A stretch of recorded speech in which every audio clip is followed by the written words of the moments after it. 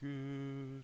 Ah, looks like I'm live. Well, I'm starting early this morning, and I didn't give any warning because um, I'm just getting to work. So if I surprised you all by jumping on early, well, I apologize. I'm just, like I said this morning, I'm just going to get to work.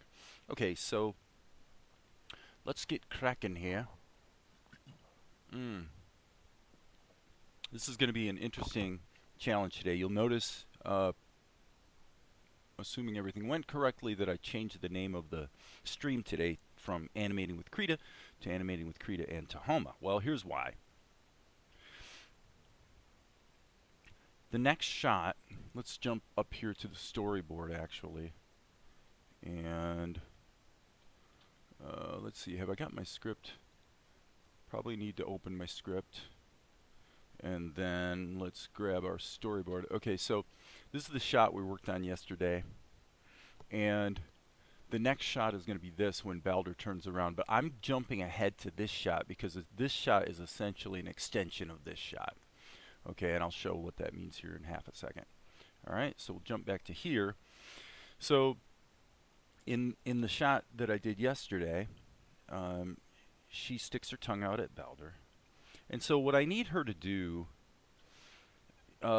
essentially is take her whole, let's do it this way. Let me just put a layer over top of this. And we'll grab a fairly bold brush, red. Okay, so here's what I basically need her to do. I need her body generally to shift back. So she's going to be up more like in this position.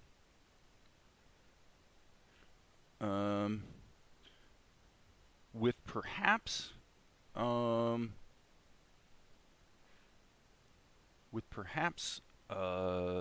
bit of a straightening out of her head. So in other words, her head's actually going to turn this way. Her head's actually going to rotate this way so that when her body goes this way, her head will be more straight up. Here you got kind of this going on, whereas it needs to be a little more like that. Okay, so this is a really good example of sometimes it doesn't make sense to kill yourself trying to do something the hard way for no good reason. And a key component of this decision is the fact that she's already inked and painted. So the question then becomes, is there a way to get her from this position to this position and preserve all the ink and paint and just move forward and only have to worry about changing her facial expression? Because you can see she goes into this somewhat comical expression right here. Okay, so it's a bit of a gag. By the way, that's my I'm hitting F12 to switch screens. And you know what? I don't know if I was actually on the right screen a moment ago. So let me go back here. I'm gonna have to quit using this hotkey because it just so happens that this software also has the same hotkey and they're fighting each other. But anyway, what I wanted to show, just in case I didn't a moment ago, is this is what we're trying to get to. We're trying to get to Tianara making this innocent who me kind of look. Okay, so the easiest way to do that is to just do it in Tahoma with the plastic tool. So that's what I'm going to do. Okay, so this is shot 283 and the one we're going to be doing is 285. Now what I'm going to do is I kind of wanted to make sure things were working okay in Tahoma this morning. So I'm going to basically reproduce my steps, which was I took here in Krita, I took this is the TNR layer. Actually, no, it's not. This is the TNR layer. So I took the TNR layer, I hit Control A, and then I hit Control C to copy this frame, that right there, to the clipboard. I jumped to Tahoma, and what I did, and I'll go ahead and save this as 285. sure I'm in the right, yeah.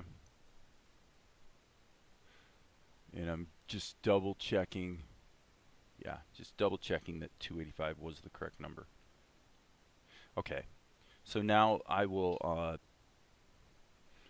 lighting up, okay. Okay, it looks like our stream came back. As usual, it seems to like to wait just a few minutes and then blank out for a few seconds. So we're in Tahoma, and the steps are basically as follows, and I can't speak at all to your Tahoma layout. And by the way, I'm going to make a little change on my screen here. I'm going to go here and turn off my webcam so that I'm not blocking the Tahoma screen. So today I suppose I'll probably just keep the webcam off. So for what it's worth, up in my other screen I have the Tahoma X sheet, and down here I'm going ahead and sort of trying to acclimate myself to using the timeline. I've really been much more used to using the X sheet with OpenToonz, but with Tahoma I'm going to go ahead and try to sort of get used to the timeline. So what I did was I created a raster level, plain old raster level, which is basically analogous to what you have in Krita because it's just plain old pixels. There's no intelligence that allows you to do procedural color changes after the fact and all the good things that go with smart levels, or what OpenToonz calls Toonz raster levels. So this is a standard raster level. It's the most basic kind of painting. And then I go Control V. And as you can see, the system tells me there's nothing to paste. So I'm going to go back here. Okay. And I'll go ahead and cut it, and then I'm going to just hit undo. So it should be on the clipboard, and there she is. Okay, so that was step one. So if you're into Tahoma and you're looking at how you can integrate Tahoma with Krita, this is basically the one way to do it. Now, the hard way to do it is to render stuff out of Krita or save images. Hey, Zuko, I hear you over there. I hear you. Zuko's talking to us. Zuko is an African gray parrot, and he's wanting to be involved with the conversation, apparently. Okay, so you can, of course, in Krita save your images to the disk and then load them into Tahoma. You can do that, but the nice thing here is that you've got cut and paste. The next step would be to hit the X key, which activates the plastic tool, and then you create a mesh. Creating a mesh essentially does just that. It creates what you could think of as being like in 3D software, a mesh that is then mapped to your drawing, and then you immediately can go into this mode, which is build skeleton, and I wanted to build the simplest skeleton possible. So I don't remember exactly, but I went something like this. Okay, I just wanted a simple arc that goes through the whole body, and then what I also did was I added a couple extra bones down here in order to effectively protect these areas of the character, and you'll see why here in just a moment. So now the other thing I did was here on the face. Now I want to check something, actually. I want to check something. Yeah, this is something I was afraid of. Okay, one thing I've noticed, your mileage may vary, but one thing I've noticed with OpenToonz and Tahoma is that if I build a skeleton with my stylus, it has a strong proclivity to do what you're seeing right here, which is every time I add a node, it actually adds 2, and that creates a ton of problems later. So now I'm using my mouse just to sort of avoid that problem. Okay, so like I said, in a moment you'll see why I added these extra bones here. So this is to protect her chin, so that when I move this node, like over here, and bend it at this joint, her chin won't stretch out. Okay, so here's what I mean by that. If I switch into animate mode, you see what I mean? See how the chin stays relatively rigid, and you're also seeing when I move her body like this, you're not seeing a huge change down here. Okay, so I want to be able to just kind of naturally lift her up And actually, let's do it like this while we're here. This is basically the pose she was in before, so let's just go forward 24 frames. And by the way, one thing I also need to do is go into my XSheet settings, and I want to change my frames per second to 8. Okay? So now what I'm going to do is take these two layers and this little tiny icon right here, I'm going to stretch that out, and that stretches out the influence of the plastic tool over 24 frames. Okay? So this is an interesting thing about the plastic tool is you can apply a mesh to a character and then go ahead, hey Music Max, you can apply the plastic tool to a character, and ostensibly what you could do is you could have the plastic tool actually, okay, so this is interesting. I'm going to hit F12 and jump up here to my other screen. What's happening right now is in the other screen, I'm grabbing this node and nothing's happening. And indeed, that seems to be what's happening here. So this should not be the case. What I'm experiencing right now would appear for all the world to be you see how I grabbed it right here and now it stretches that out?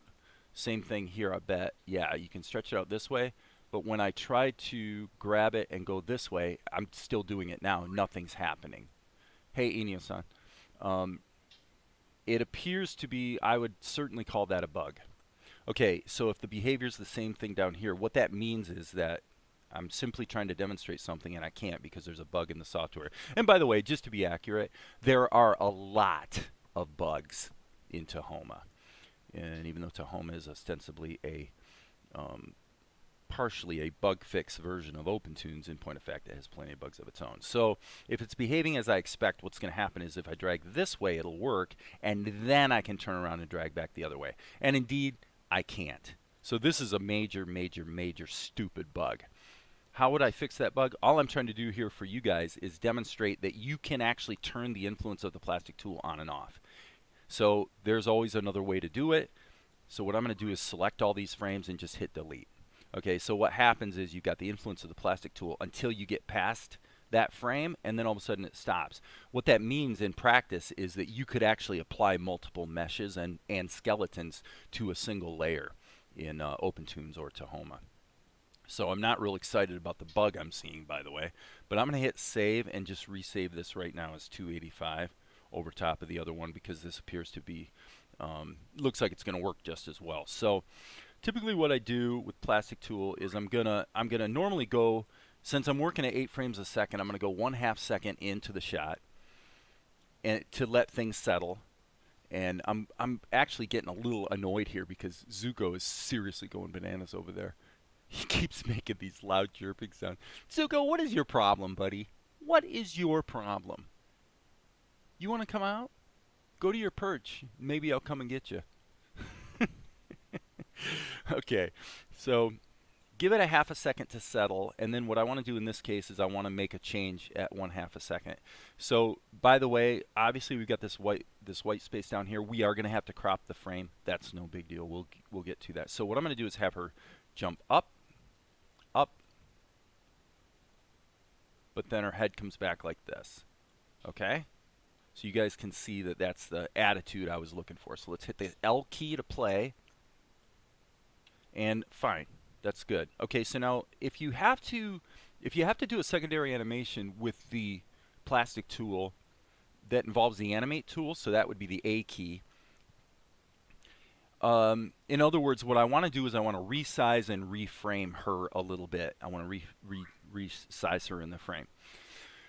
The way to do it is don't resize her. If I resize this raster level, what it's going to do is it's going to make her actually slide out from under the plastic tool mesh.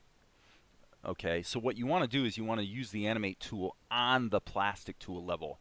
Because if you look at your schematic, let's jump up here. If you look at the schematic, what you see going on is that Tianara is going and change her position a little bit. So everything associated with the plastic tool gets reconfigured to be framed up more correctly. And by the way, I'm gonna turn on my safe area. I think that would be the way to go. So now, okay, and so you can see a little hiccup down here. The question is, how do I want to compensate for that? I could compensate for it with bones. Let's take a look. Okay, so here with the plastic tool, let's just look at what's going on. Okay, yeah, I mean, this is pretty fixable, I think. So you can go into build skeleton mode, and what I would say here is I probably want to just go ahead and I'm just going to like add a row of bones right here at the bottom of the screen, and I bet that's going to solve that. And this is, oops, I didn't mean to turn on onion skins. Yeah, see? So anytime you have an area of your animation or your character that you want to protect when you're using the plastic tool, in my experience, this is how you do it. Now, somebody's going to tell you probably that you can use this thing called Paint Rigid. Okay, all Paint Rigid does actually is it stiffens up areas of the mesh, but it doesn't really protect them from being moved around as a collective group. So in my experience, Paint Rigid is actually not that useful. Now, in this case, it might be a little useful. Perhaps, let's just look at, if you really, really, really want to make sure that nothing about her face is going to get deformed at all or stretched out, then it might be useful to do something like this. I'm not really sure, actually, so let's just see. Yeah, I would say, so in that case, Paint Rigid helps. But when you're talking about actually, because obviously when you move the bones, what happens is other bones move around. There's a very strange algorithm to OpenToonz/Tahoma as far as the way the bones influence. It's not the greatest algorithm in the world, but you can compensate for it. And the way I do it is with just adding extra bones that protect things. So there you go. So actually, most of the hard work of the animation part of this, which would have taken, boy, it would have taken a lot longer in Krita. Most of the hard work is done. Really. So that's really cool. So now I'm going to hit the X key, animate tool. Now there's one little issue right here I want to fix on this bone so that there's a little bit of a compensation in the close when she straightens up. I actually like the way this is seemingly wrinkling, which is pretty awesome. But what I need to do right here is I need to click this little thing called keep distance so that now I can actually stretch the shape like that. Okay, but now I'm also seeing a problem happen here. So once again, that's easy to fix. I'm just going to add an extra bone right there. And so you can do it interactively. I mean, you see what I mean? The problems sort of appear as you go. And in this case, that did a really good job actually of fixing the problem down here as well as fixing that wrinkled area. Now there is one other thing I would actually like to do. And I would say let's go into build skeleton mode, and what I'm going to do here is I'm going to go boom, boom, boom, boom. I'm actually going to add a bunch of bones here, and hopefully they won't cause too much trouble. But if this works the way I think it will, then it's going to make it kind of easy for me to flatten out that little bump right there. Okay, so let's animate. Okay, yeah. See, now right here, because I have keep distance turned off, I can take this and just pull that in a little bit. Push that out a little bit. Just like that. See? That's how you use the plastic tool, my friends. That's how you use the plastic tool. All right, file, save all. Okay. Now, what I typically do is just turn off the plastic tool in the viewport. And then when you click away to a different layer, the bones disappear as well. So if you leave this on, then you see the green mesh all the time, which can get to be a little annoying. So again, save all, save early, save often, right? And I'm going to hit the K key. If you're down here, you hit the K key and it rewinds. Boop. There we go. Okay, so now the question becomes, how are we going to finish this out and deal with the expression? It's a fair question. Actually, I think that the solution is a little non-intuitive. And because the solution's going to be, we're actually going to jump back to Krita. As long as we can do this cut and paste business, let's use it to our advantage, okay? So here's what I'm going to do. I'm going to go like this, and let's see, what do we want to do? Is it tab? I gotta see what the I'm not sure what the full screen mode is here in to maximize. What I want to do is I want to maximize my view and take a screenshot. Windows. So I'm just looking. If you guys see it at Ajax, hey man, I want to lock where my camera travels through the clouds. I want a lock where my camera travels through the clouds. Any idea how I should do that? Ajax, you need to provide more information. Are you using OpenToonz or Tahoma? What software are you using? Are you trying to do a move in 3D space? And you spelled the word lock, L-O-K, so I don't know if you mean lock or if you mean something completely different. Okay, you want a look. Okay, okay. Where my camera travels through the clouds. Any idea how I should do that? Yes, very simple. What software are you using? Please put that in there. It would help tremendously because it's going to be a little different strategy. If you're using Blender, it's stupidly easy. If you're using OpenToonz, it's easier. If you're using Krita, it's the hardest, but it's still pretty simple, but the approach is different. So the software matters. Okay, so what I'm going to do is I'm looking through here to see. Boy, I wish Darren T was around. He could tell me Tahoma, Blender, and Krita. Okay, well if you're doing Tahoma or Blender, since I'm in Tahoma today, I will say let's do it in Tahoma. Okay, so I'm going to explain this in 30 seconds. 30 seconds. Here it is. Draw your clouds. Draw your clouds. Put them on. Probably put the clouds on 2 different layers so that some are on the right and some are on the left. And then click this little icon right here. Okay? Grab this and okay. This gives you a 3D view of your shot. This little icon right here. Then what you'll do the clouds.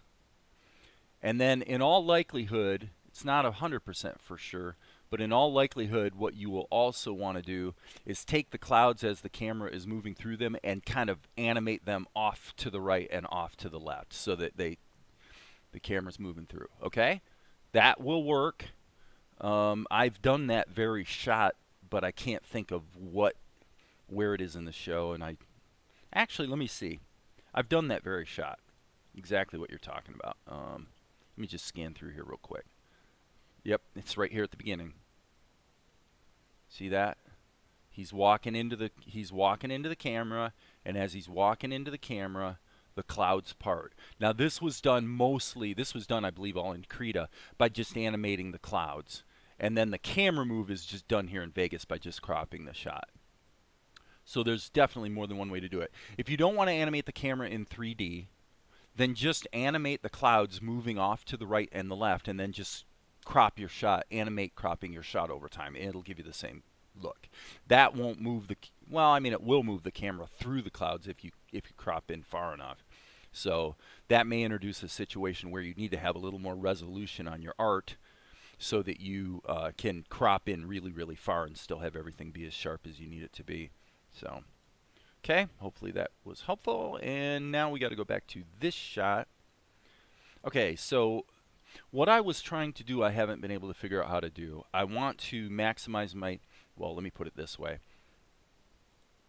In Krita, I can hit tab and I get full screen, and if I hit N, I get actual size. So this would be the actual size of my frame in Krita. Okay, I want to do the same thing in Tahoma. Now in Tahoma, I can also hit, okay, well, except for Jeremy changed the hotkeys. Dang it. Sometimes I'd like to smack him upside the head for that. Hotkeys in OpenToonz that were the same for years got changed into Tahoma, and not only got changed, but got hard-coded into the program, particularly the zoom and the pan. So it's like, the only reason I'm even using Tahoma is because of the cut and paste. That's the truth. If it wasn't for the cut and paste, I wouldn't even be using it because there's too many bugs. But that's my opinion. Other people may differ. Okay, Inio-san says in OpenToonz you could do something like that, switching to the drawing tab. The drawing tab. Oh, I see. You mean the room. Well, okay. Yeah, I mean it's true. Actually, you know what? Here's the thing. This is going to be the stupidest kludge you guys have ever seen. Here's what we're going to do. I am going to cheat in the most ridiculous ways. I'm actually going to open up print current frame. Okay.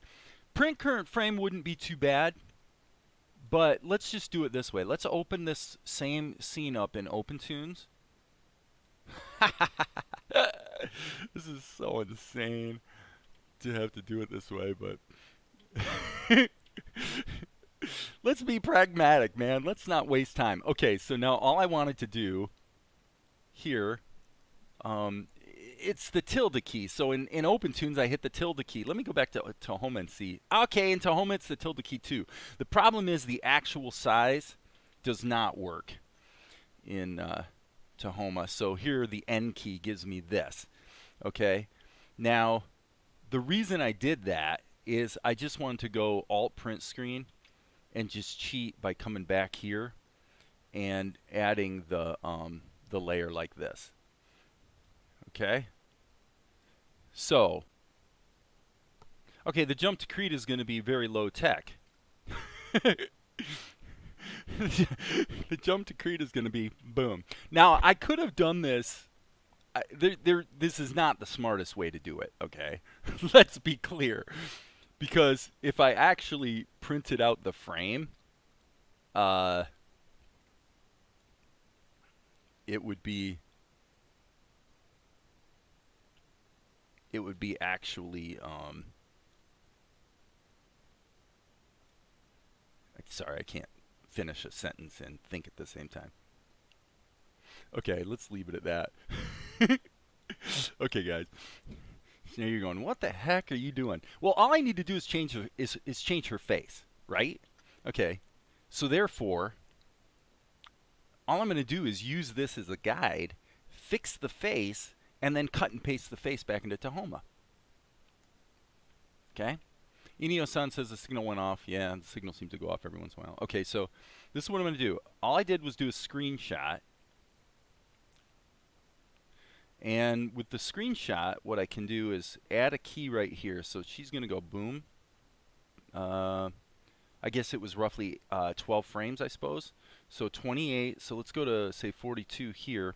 Insert a key. And then go back here. And let's turn this on, by the way. Okay, so what I'm going to do is go here. Control Insert, go back here, hit Control Shift X, which gets rid of the keyframe, and then I'm going to drag this keyframe into here, okay, into this layer. Okay, so now we get this. Boom. Okay, we don't need the animation because that's all over in Tahoma. So now all we need to do is fix her expression and then cut and paste the expression into Tahoma. Okay? So now this layer is no longer needed. But we might as well keep it handy because we could use it to fix her face. So we'll call this face fix, and now we just get busy. All right, so hitting the G key, and better check this. Let's see, the brush. Yeah, make sure I got the right brush. Okay, so what we're going to do is just clean this up. And then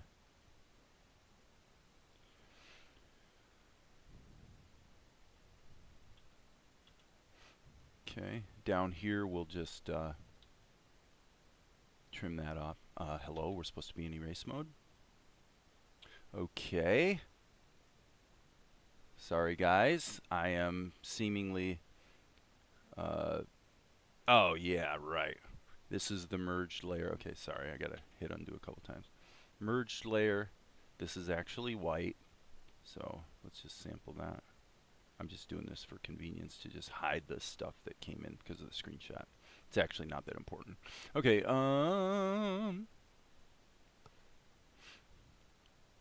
okay. So face fix. Tell you what, ultimately what I'm gonna do is I'm going to select the face, like this area right here. I'm gonna select this, and that's what I'm gonna cut and paste into Tahoma. So this is no longer needed. I'm just gonna close down OpenToonz. Let me jump back here, and I wanna make one adjustment as well. Okay, let's jump out of full screen mode. So a little bit of a jumping back and forth kind of thing for sure. Right here, what I want to do is hit the D key, and I'm just going to go in and make a couple tweaks here. Okay, so probably I want this brush.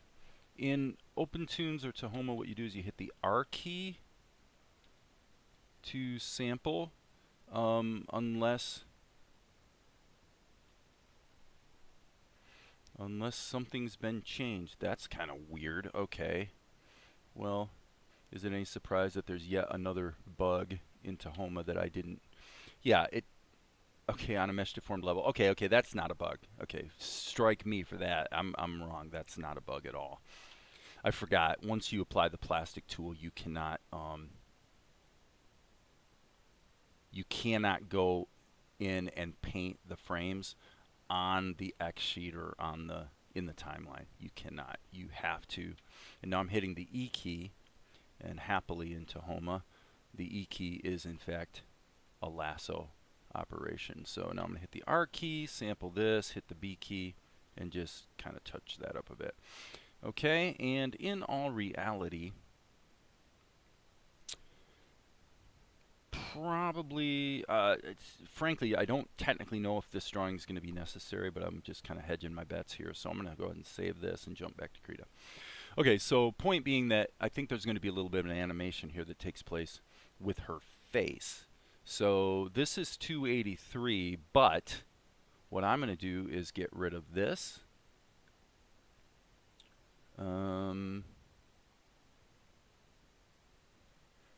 Get rid of this. Okay, I think that was a mistake, and it's because I am in...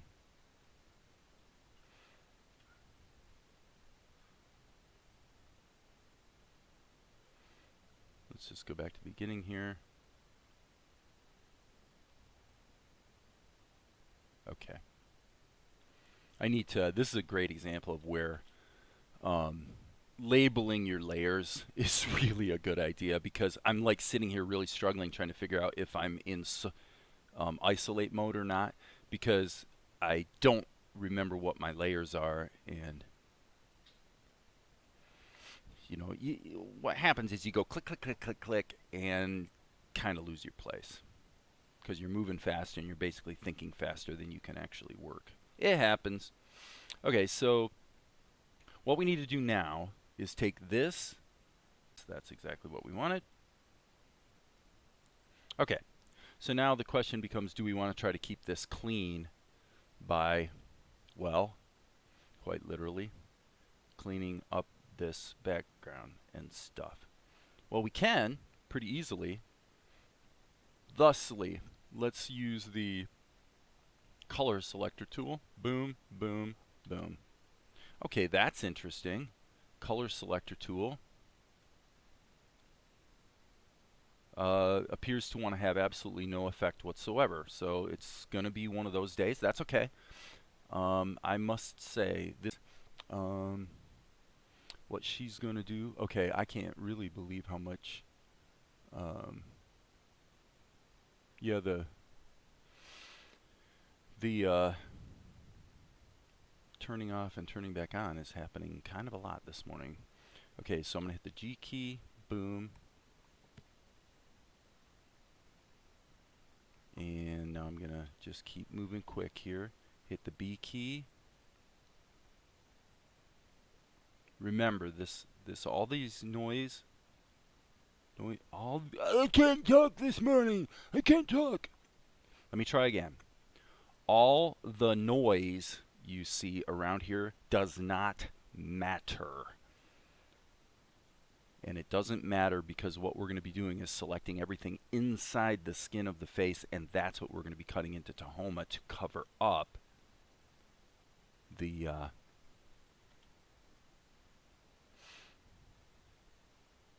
other face. Okay. So now let's just see what happens if this is very, very quick. Okay. Not bad, but let's see what would happen over here at 8 frames a second. Okay, actually,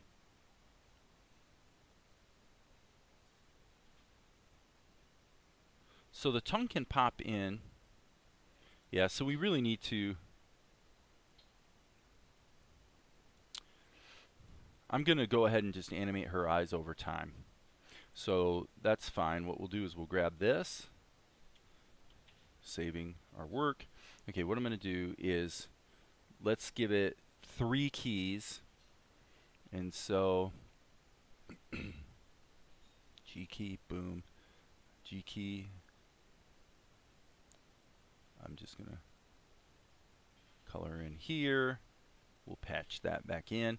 And so now then the question becomes, what would the expression of her eyebrows be? I'm going to actually do this with the freehand path tool. Nope, don't like it. Let's use the brush.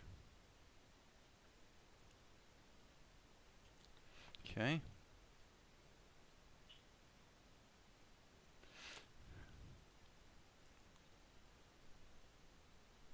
Okay, now we'll go here and we'll do the same thing.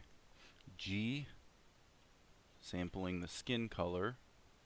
So what we need to do is we need to get a 3-frame transition to this other expression, and then what we'll wind up doing is cutting and pasting the expressions into Tahoma.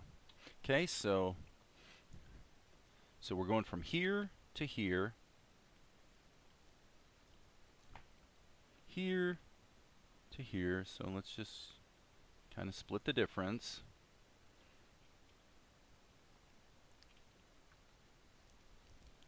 Okay. And remember, the thing about it is, if you, like me, are concerned about the timing of this, that maybe you don't really want her to move completely into that position and then go to this expression, that's okay, because we can always use the animate tool in Tahoma to offset the timing a bit. So yeah, Zuko, I hear you again.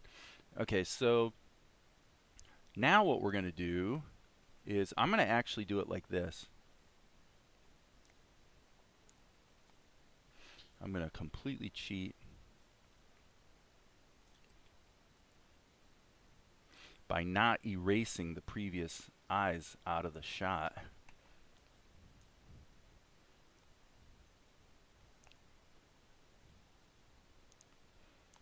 Okay, you guys will see what I'm doing here in half a second. Well, maybe not quite half a second. It might be a little longer than that.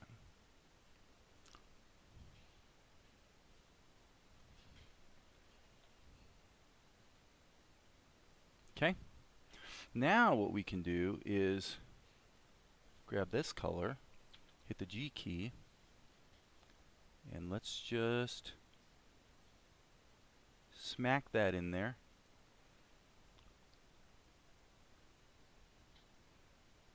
Like so. And again, just kind of block this in.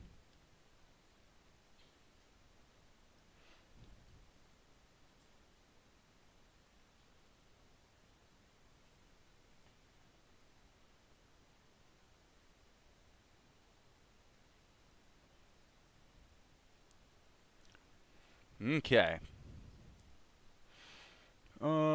Hey, good morning, Amar. Okay, so we're gonna go here. Okay, little modification right here. I can see I want that to be a little bigger. And now what we're going to do is grab, I guess what we'll do, I guess we'll try using this.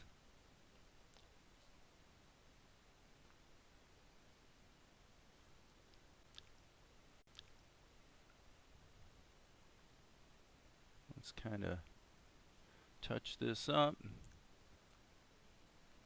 And then what I'm thinking here, actually, now that I see it, is I'm going to do that as well.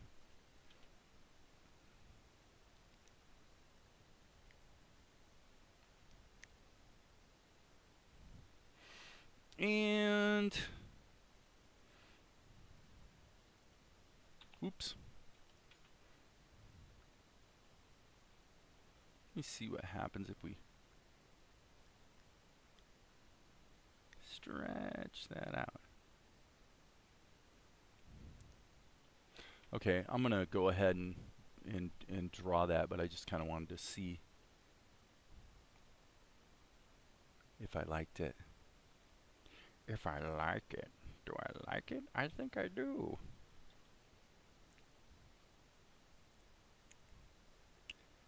There we go. That helps.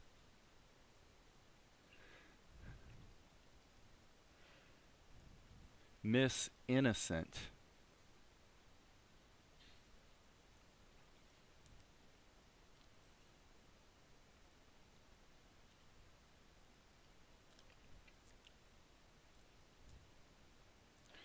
Okay. Say we tighten this up a little bit. See, I was actually wondering if maybe I should make the pupils even bigger, going for that squirrel-eyed look. Let me try that here in just a second. I think what I'll do is just go to another frame, and we'll hit the Animate tool, liquefy, and something maybe you guys haven't seen much is in grow mode, you can actually grab something like this and just grow it.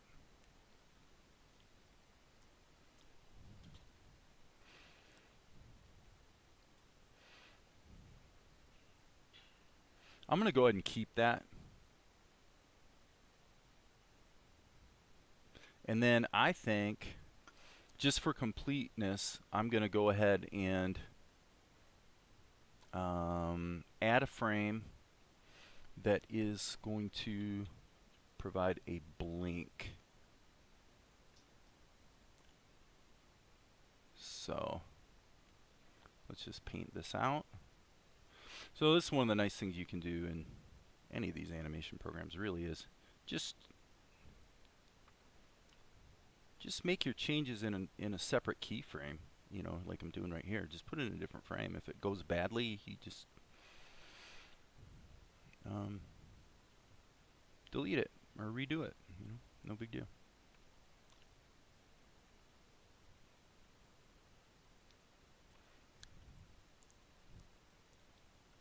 Okay, so I'm going to do this, put this here, and since we're at 8 frames a second, probably we're going to want to go something like that. So let's save our work. Okay, and see what we've got here.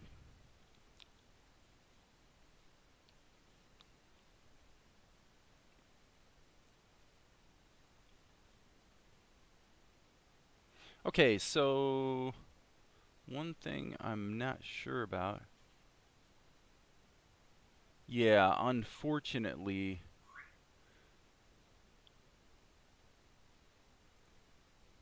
Okay, well, this is actually where jumping to Tahoma is going to make our job a little easier. So the real problem, which may be corrected in, actually strike that, guys. Before I do this, I need to fix this.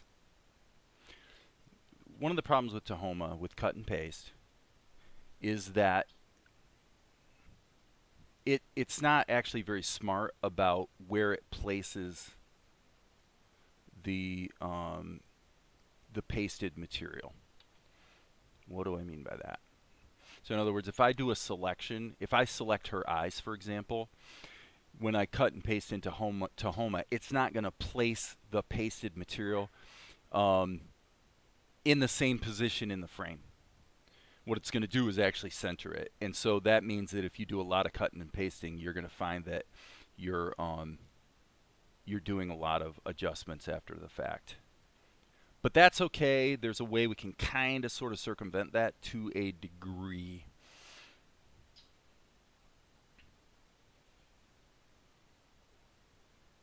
Okay, I think this is okay. Let me hit this at full size just to double check.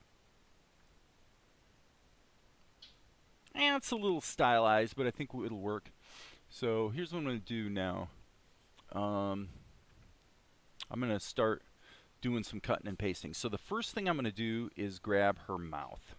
Okay, so I'm going to hit the S key and just grab her mouth like this. Okay, and I'm going to actually hit Control X, not Control C, and then I'm going to hit undo, which for me is just the Z key, not Control Z, just so I know that it actually got pasted to the clipboard. Okay, now what I'm going to do is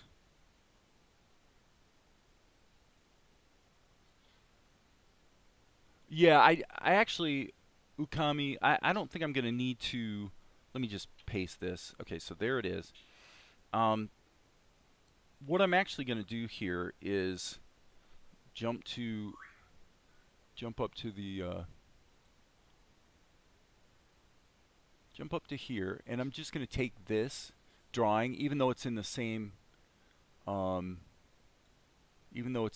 level strip, I can actually put it on a different layer of the X sheet or timeline, like so, so that then I can just hit the animation tool and move it into position, like that. Okay, and this is kind of cool in a way because it also means that I can make minor adjustments like this, right? And if I see, like right here, I can see it's biting into her shadow a little bit. You know, I can either choose to compensate for that or not. And of course, I can always go back here into the drawing and make adjustments to it if I'm not happy with something. So in this case, sample to just trim out everything that's not necessary so that I'm not accidentally stepping on her shadow here in the timeline, right? So no big deal. So the question becomes, actually, do we want to have this transitional, this other transitional mouth? And I think we do. So she's gonna,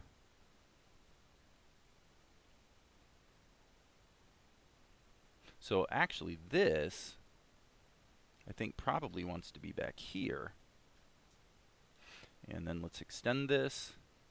We'll just extend this out. And of course this now needs to be extended out as well. So the question again becomes, what about that transitional mouth? And I think we're going to use it. So again, the cool thing is we jump back here to Krita. We're not even concerning ourselves with the eyes yet. I'm just going to do a very careful Control X and then undo. Jump back here, go to here, and not sure what the best strategy is here, but I guess what I'll do is I'll go to this frame and see if it works. So I'm gonna hit Control V, and it worked. Okay, cool. So one of the problems potentially here is gonna have to do with the animation tool, and there you see what I'm talking about. Okay. So I am gonna actually delete this key. This is a little obnoxious. I will be the first to admit that this is a little obnoxious. But if I want to work quickly and not get bogged down, it will really just save me a bunch of hassle if I simply just put stuff in a bunch of different layers. You know, in this case, I don't normally do that, but in this case, it's just pragmatism at work. Okay, sorry we got disconnected there, folks. It happens. What I was showing was that, in a nutshell, by simply taking each individual image and just smacking it into a different level, it spares me the problem of having to deal with keyframe interpolation between the Animate tool. Because if I use the Animate tool to put the mouth in a different position here than it is here, then what's going to happen is Tahoma is going to interpolate between them. And before we lost our connection, I was showing that you could also mitigate that problem by going into your preferences and go to the animation tab, if you will, and change the default interpolation to constant, so that it literally just jumps from one position to the other as opposed to interpolating between them.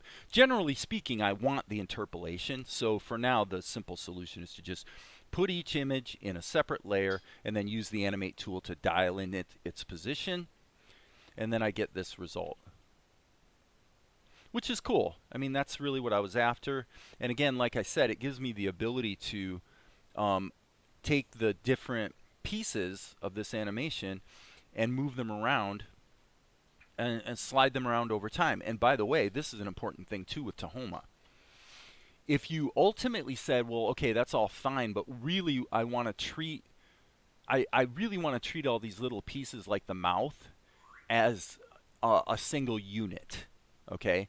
Well, you can do that. Just grab the two layers, and then what you want to do is, let's see, for me the hotkey is Shift Control down arrow, okay? And that turns it into a sub X sheet. So on the menu, that would be X sheet, collapse. Where's collapse? Right here. Collapse. Collapse takes any number of levels and collapses them, great term for it, into a single level. Now I can actually, if I wanted to, I could use the Animate tool again to actually make modifications of the entire sub X sheet, but at any time I can go down into the sub X sheet and also make layer by layer modifications. So sub X sheets are definitely a cool thing, and it would probably make sense to rename this sub X sheet mouth, right? And I'm going to save my work. Save early, save often. So I hope that was helpful. This is actually one of the really powerful things about Tahoma. Well, it is. Okami, this is important to understand. This is OpenToonz.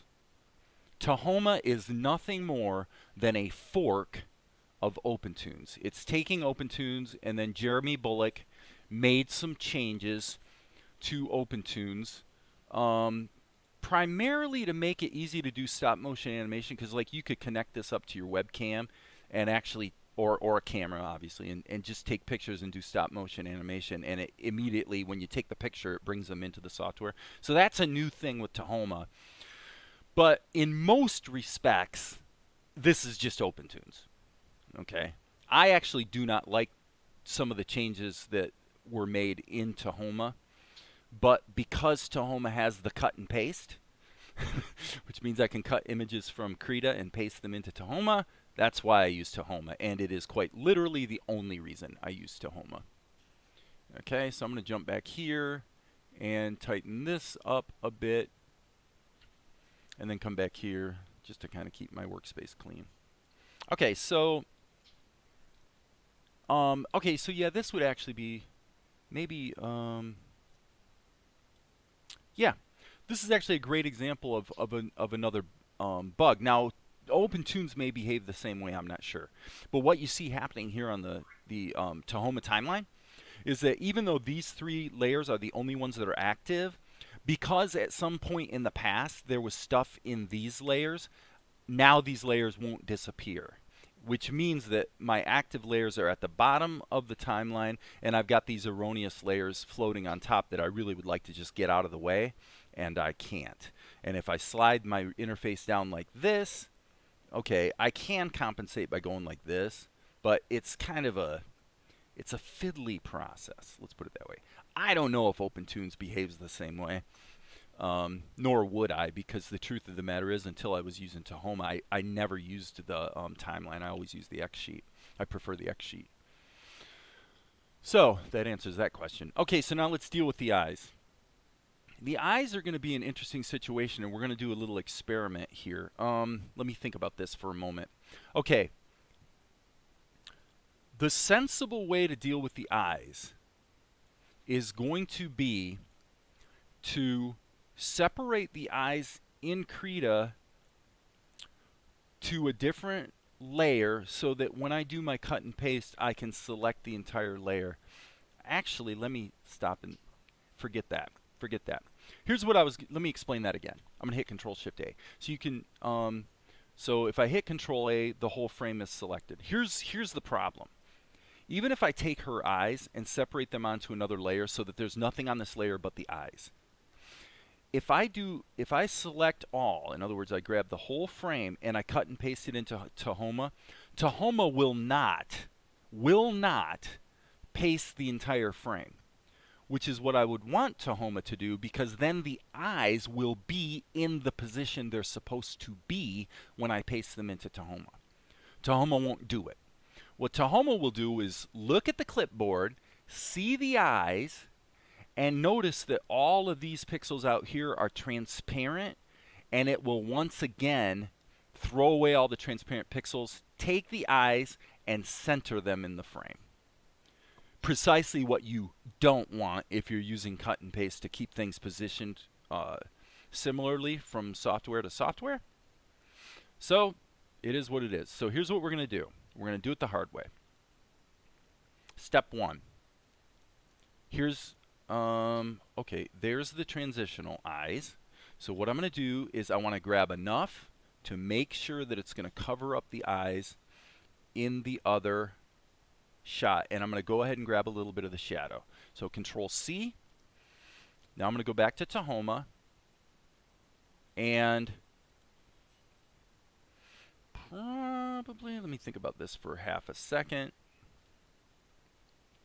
Okay, I'm going to explode this. I really do not want this to be in a sub-X sheet at this point because I want ready access to the level strip.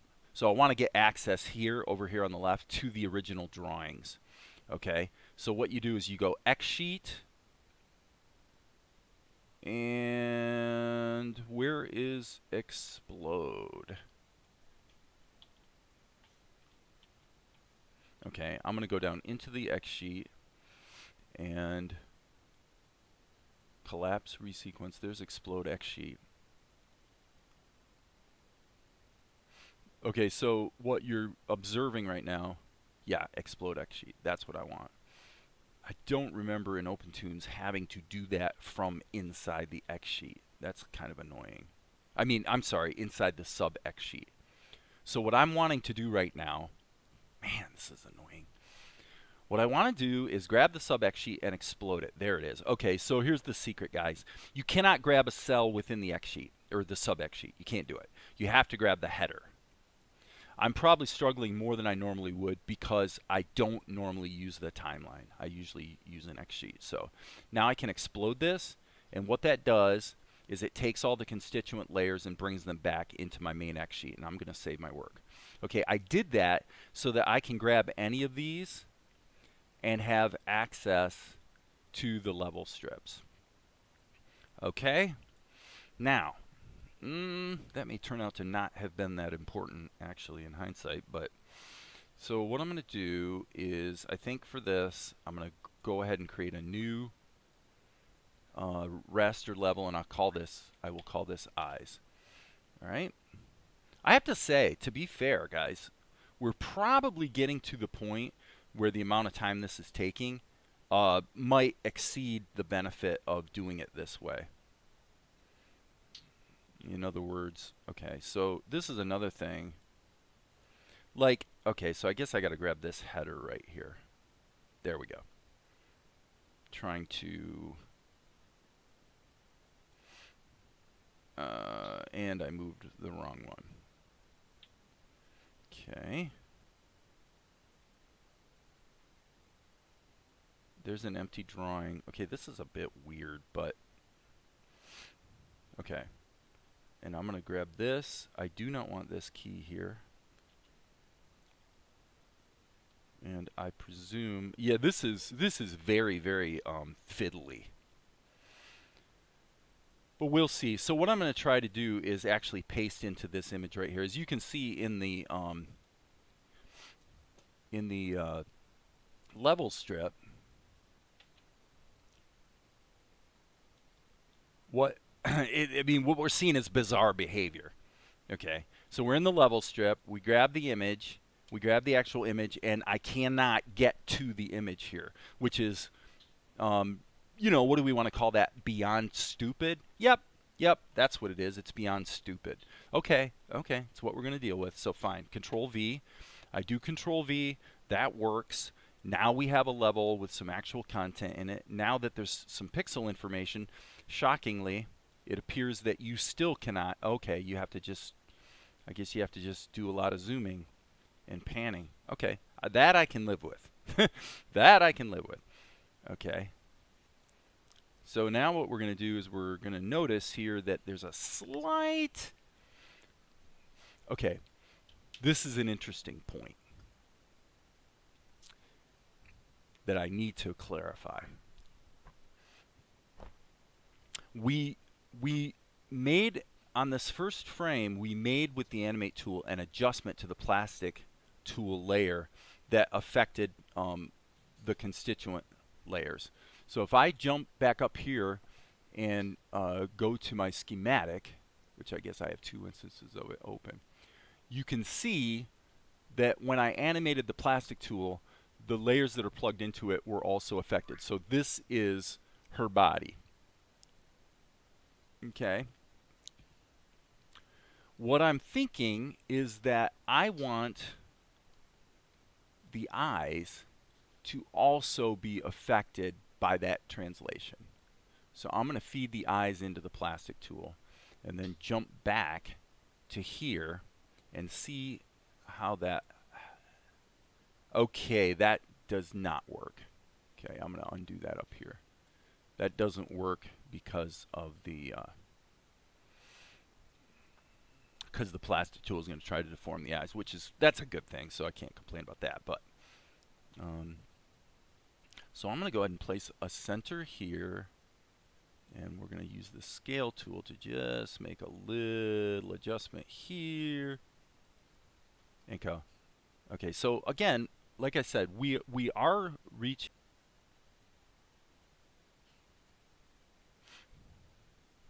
Okay, so now we're reconnected. So let me address the questions at hand here. Okay, Okami's asking me why I'm not doing this in Krita, and actually, this is exactly what I was just talking about. Okay, I'll show you right now the reason I'm not doing this in Krita. I'm doing this in Tahoma because of the plastic tool. The plastic tool allowed me to take the and I'm going to hit the X key so you can see the bones. Okay, the plastic tool allowed me to take this one drawing of Tianara and do this animation. So I saved a lot of hassle using the plastic tool, but if I had done this in Krita, what I would have had to have done is essentially take this whole part of her body, cut it out, create the animation keys by just moving it, and then use my brushes to paste, kind of patch together the holes between the body and the head. Now the point I was making when we disconnected a moment ago, Ukami, is that you are correct. We've reached the point here in Tahoma, partly because of fiddliness with Tahoma, but also partly just because of the fact that I haven't really been using it that much, so I'm not mega familiar with some of its quirks. So at this point, I've been streaming for an hour, and again, Ukami, you're correct. If I hadn't bothered with Tahoma, I suspect that this shot would be done by now. In fact, I'm really sure this shot would be done by now. Having said that, this is a very useful exercise. So let's keep going. I'm going to hit Control C over here. In fact, I'm going to hit Control X just to make sure I cut and pasted. Then I'm going to come over here, go to this frame, and hit Control V. And happily, everything, because of the Animate tool, is in the same position. And now, what I should be able to do is, okay, let's grab this as well. It looks like Tahoma's being smart on this, so I'll give compliments to Tahoma in the fact that if I don't change my selection, it does seem to paste things into the same position. So that's a very, very good thing. Okay, so we're going to have 3 frames of that shot, and then we're going to have the blink. So let's go here, let's grab the blink, Control C, jump back here, Control V, and now you're seeing something that's quite valuable to be aware of, which is that if you're going to do the cut and paste thing and use Krita and Tahoma together, as much as possible, grab a selection and then leave it alone, because then everything pastes back in the position you wanted it to be in. So now we can do another blink. So this goes for 2 frames. Wait, is this correct? So actually, we've got 3 frames of the big eyes, 2 frames of the blink, and then 1 more frame of each. So now I'm going to go to drawing number 3. Here it is. Now I can just go ahead and redrag it in right there. And then drawing number 4, which is the blink, drag it in right there. And then, once again, drag number 3 back in here. So for all my complaining, the shot is basically done now. Okay, so I'm going to go ahead and turn the mesh off. Other than the background. So we've got 24 frames. Let's hit the K key to rewind. And actually, like I said, guys, I think the shot is done. Yeah, I mean, it looks great. Okay, so the lessons learned today. If I had done the same shot in Krita, I'm going to demonstrate that actually real quick after I make one more correction here in Tahoma. What I'm going to do is I'm going to grab the X key, and I want to look at one more thing on my skeleton. So I'm going to go back here, and I'm going to go into build skeleton mode, and what I'm going to do is, let me look at where I'm at. I think what I want to do is probably put a bone here, and then maybe a couple extended out this way, and you'll see why here in a second. Okay, so what I want to do, let's switch to animate mode. I wish you could map those to hotkeys, but you can't. Okay, so you can see what we have going on here is we need to have a little bit of a change here. And since keep distance is not turned on, if keep distance was turned on, all you could do is rotate these. If you turn this off, then you can actually move them and change their length. See what I just did? So now, okay, now the problem is, okay, and this is definitely a problem. Going back here, this has been changed. So I need to take this key, copy it, and paste it back in here. Hopefully this works. Yeah. Okay. All right, so now if I turn the plastic tool level off, you'll see that, okay, see, so now we compensated. So if you want to know why I'm using Tahoma and not Krita, that's why. I just wanted to use the plastic tool to do this basic body animation. And it worked out fine. Took a little longer than I hoped, but you know, and I do want to emphasize this point, because I've been making this point a lot on my channel, is that, let's save this. Okay, what we'll do is we will finish the shot right now, and we're going to finish it by simply adding the background. So I'm actually going to just grab this layer that's got all the pictures in it, and I'm just going to go over here, and now I'm going to grab the background, hit Control A, grab the background, back here, paste it in, Control V, there it is. Okay, and then what I'm going to do is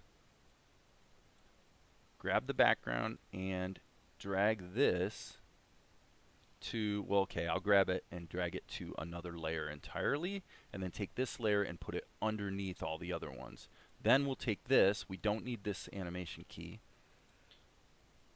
we'll drag that out to there, and yeah, looks like we're good to go. So that would be the whole shot. Perfect. Okay, we got it. Okay, so let's save our work.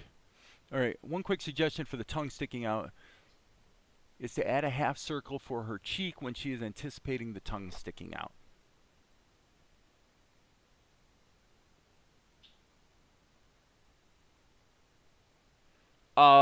Amar, you're referring to the last shot then, because her tongue's already sticking out on this shot. You're referring to the previous shot, right? You're saying here, right there. I guess it'd be that one. I'm not sure that that happens. I don't know if there's enough time for the audience to digest that, unless I'm not understanding what you're saying. To show her cheeks getting bigger as she sticks out her tongue.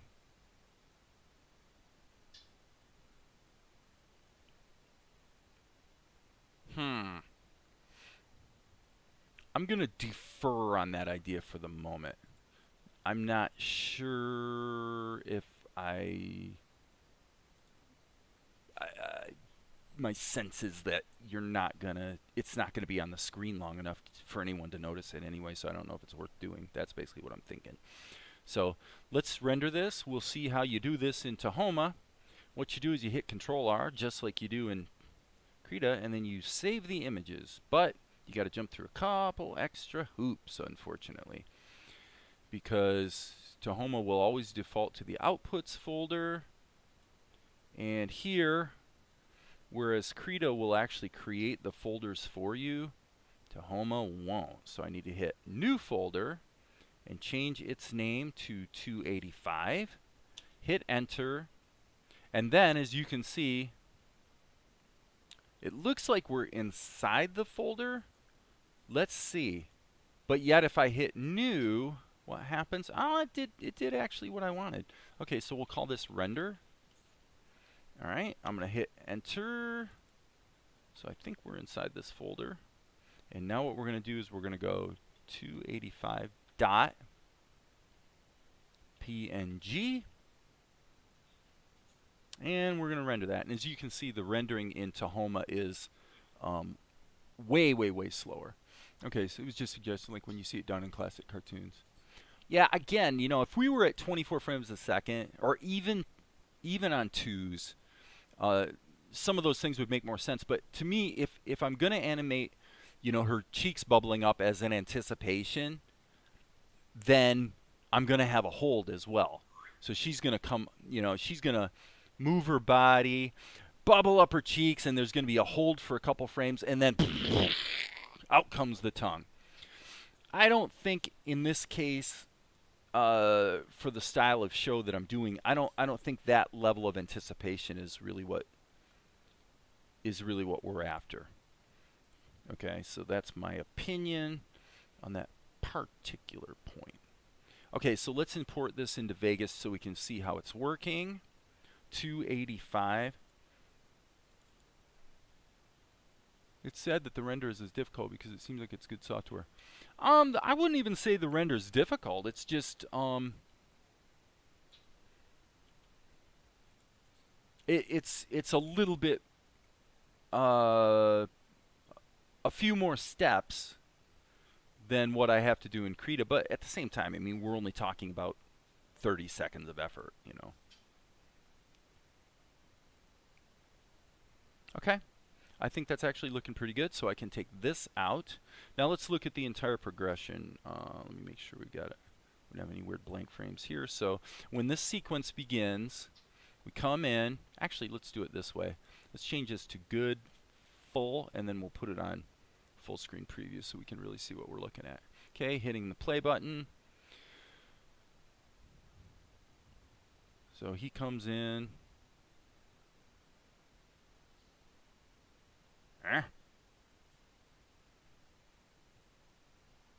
Okay. And then he kind of laughs at her and says what he says, and she's kind of discouraged and blah, blah, blah. Okay, I would say that's working pretty well. Yeah, so to kind of further address your point, Amar, the style of this would be kind of probably most similar, I would say, to a show like, you know, maybe Avatar: The Last Airbender, which is kind of straddling the fence between a full-on approach that's like an anime approach and your Saturday morning cartoon. It doesn't tend to get very much into the, Warner Brothers, Disney traditional, lots of anticipation, lots of squash and stretch. And when I do, it's pretty blatant, like with her eyes here in this shot. We're obviously choosing to greatly exaggerate for a specific effect. And in this case, of course, I do, in fact, leave it on the screen for a long time so that you can actually enjoy the gag for what that's worth. So let me see here. Really cool animation. I love it. Hey, thanks. I appreciate that. Okay. Let's get, let's cover what would have happened here in Krita had we done it this way. Here's the white layer. Let's get rid of that. Let's go save. Okay. So I'm going to actually add a layer. I'm going to put all these keys up here. And for the moment, turn this off. Okay, so all I'm doing now is I'm demonstrating what I would have had to have done in Krita if I wasn't going to use Tahoma the way I did.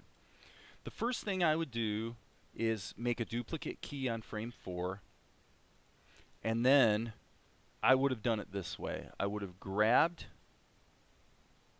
probably,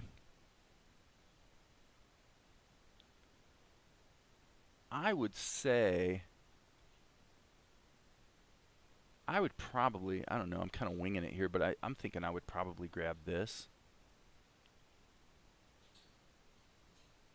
No, I wouldn't. That's not what I would do. If I was going to do this in Krita, let's just see how it goes. I would, first of all, I would take the animate tool, or I'm sorry, the transform tool. And I would do a free transform. I would find the anchor point of her body, and I would go like that. And then working backwards, might turn on the onion skins, by the way, just to find the center point there. Okay. Yep. Okay, and then what I would do is working in reverse, I would grab her head and just go like that. And by the way, we have the same problem here that we had in Tahoma in regard to the framing of the shot. The framing of the shot is a little off. Okay. All right. So, and the only way we can really compensate for that actually is to, gosh, I hate to do this, but probably the best way to do it would be to add a transform mask so that we can actually just modify the whole shot like so. Okay. And then typically the best strategy for making that change safely baked in would be to put her in a group and then merge the group.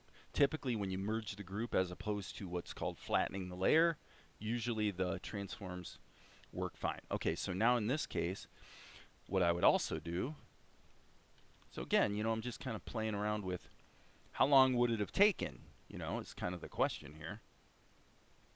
How long would it have taken if I had done this in Krita?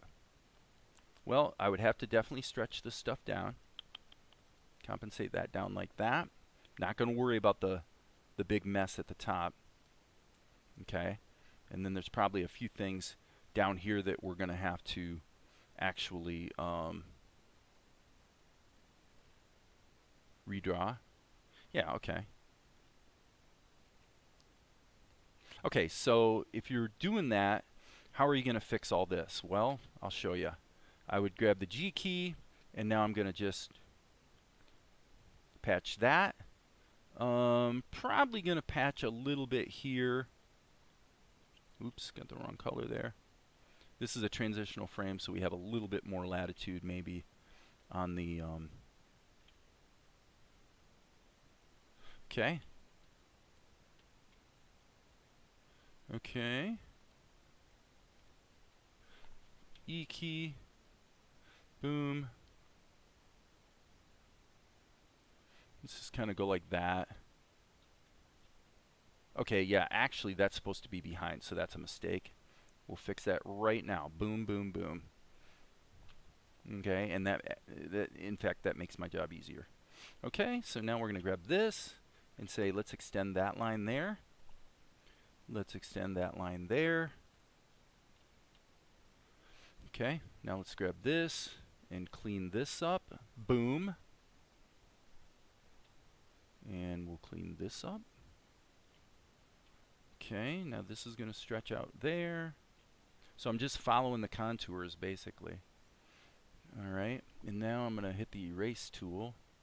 And I'm going to say, let's just kind of start chiseling this away. Chisel, chisel, chisel, chisel, chisel. Okay, this is going to be wrong. So let's see where the shoulder action should be. Probably something more like this. Boom. Boom. Okay, and then we'll come back into it and add back in the highlight. So I'm doing this really fast just to see how this shot would have turned out if I hadn't used Tahoma. I already know that the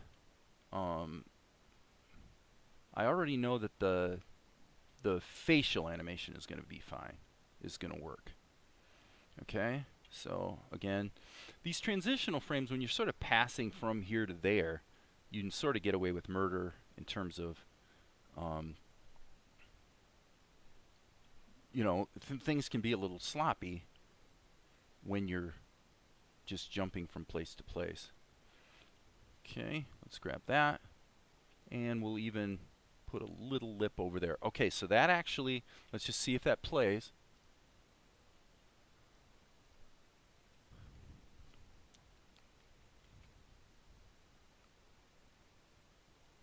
Okay, so here all I've got to do is boom, boom, and just reinforce these outlines.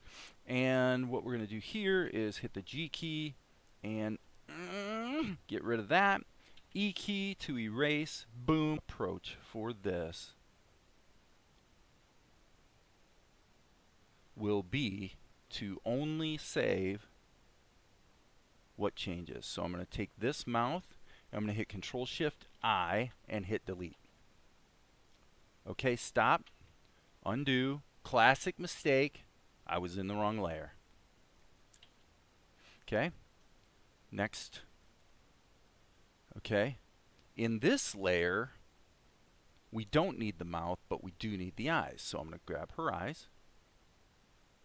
Just grab them. Again, hit Control-Shift-I,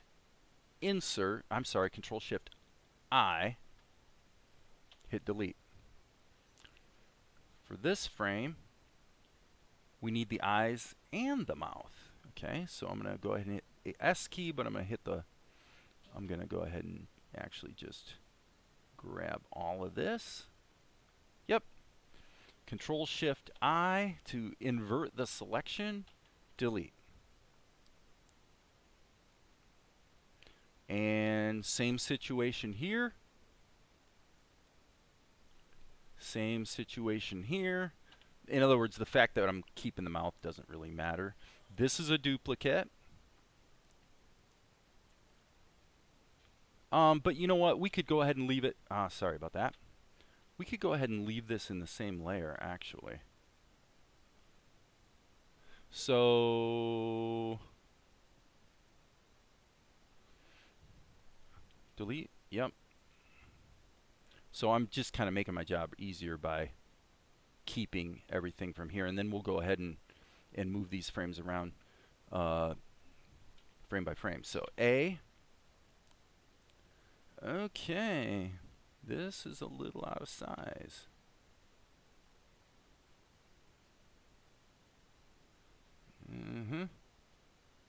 Look at that. Well, you can see what the problem is. Okay, so here's what I'm going to do. I'm going to go ahead and just select everything that isn't the mouth and see if I can, yeah, that helped. It didn't, it's not perfect, but so let's just go ahead and go like that. Okay, so I can tell you that probably this is going to keep being a problem. So that's a pretty ridiculous holdover from the fact that I that I dragged this in from Tahoma. Kind of a bad mistake. So here's what I'm wanting to do here. It's the very strange thing is that I see what's wrong. Okay, just so you guys know, what's going on here is that there is pixel data outside. Let's do this. Okay, here's what I'm going to do. Is on this layer, I'm going to trim to the image size. So let's see if that worked here as well. It did. Okay, so by trimming it to the image size, that got rid of all the erroneous pixel data that was outside of the frame. So now we can take this and just make a slight size adjustment so that it matches the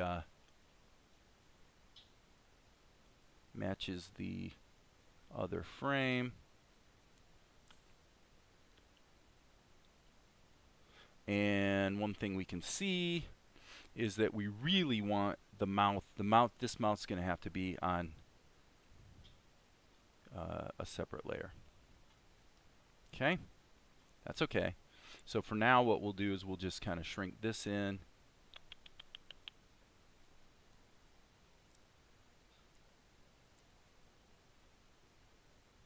It appears to me that, okay, so we've got the bigger mouth, so this is a duplicate, right? So let's get rid of it.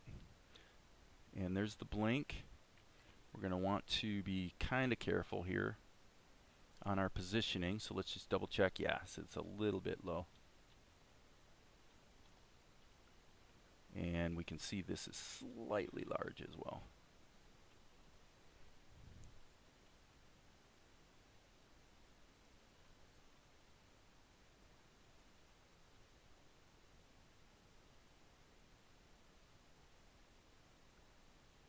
Okay, so then this is a dupe of this, this is a dupe of this, and this is a dupe of this, and the shot is done. Okay, so now we're going to compare.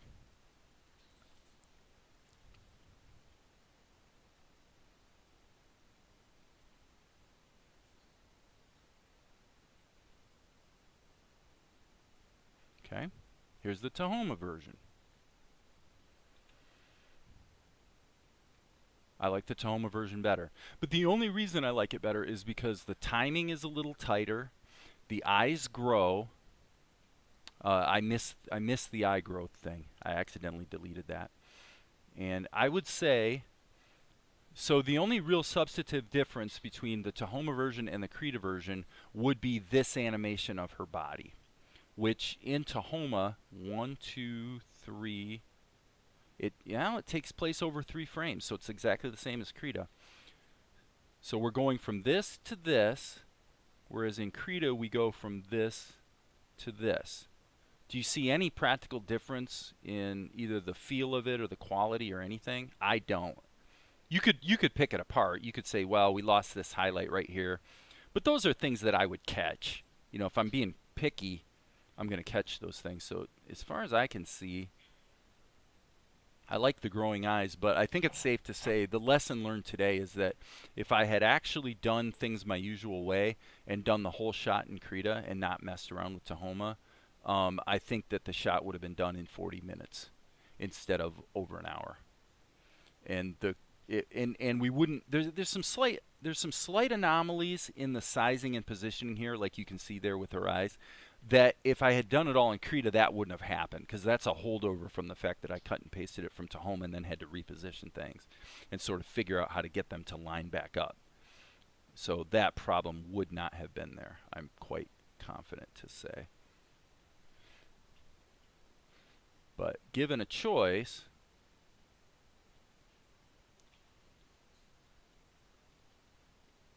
I would prefer to keep things in Krita. What I'm actually going to do here is make a duplicate of this frame, And then I'm going to go right here. I'm going to grab the liquify tool, and I'm going to use this, the sizing tool, in reverse. Okay, but the reverse isn't turned on, so. All right. And that just gives me that extra frame, see, where it grows. Now, I do see a slight issue with the positioning here, so let's just kind of fix that. Boom, boom.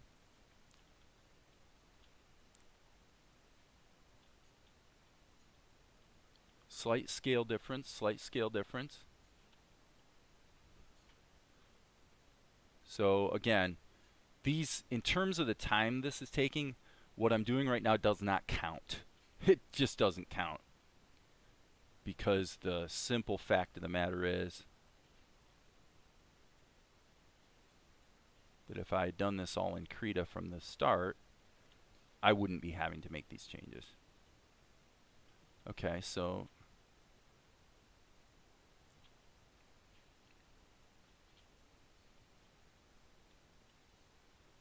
yeah, this would not be happening. For one thing, the mouth would have all been on the same layer, so.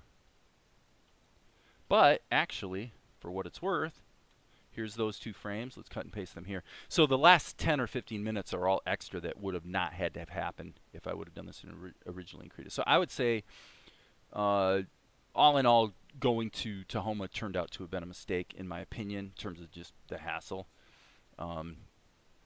What looks like it's more powerful and useful and awesome on paper, like the plastic tool, turns out in practice to not be as big of a win as you thought. Okay, so let me just check out my timing here. Okay, so you see, what I see here that I like is you're seeing the transition on frame 7. Okay, so boom, boom. So we're a little behind. And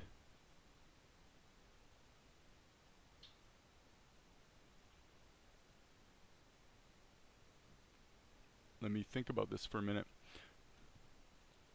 So if the transition to these, oh yeah, that was what we needed to do. Okay, so I need to grab a new layer, put this here, insert a key there. Okay. Bake this down, Control E.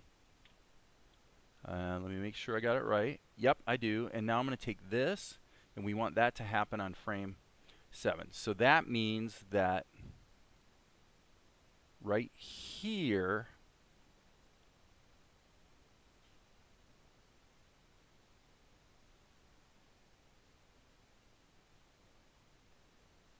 okay, something's badly wrong here. I have to say, not to be too much of a... Yeah, I was losing, for some reason, I was losing this transitional frame. That's okay. So now all I need to do here is I need to make some changes to this particular key, which we will do in precisely 1 minute.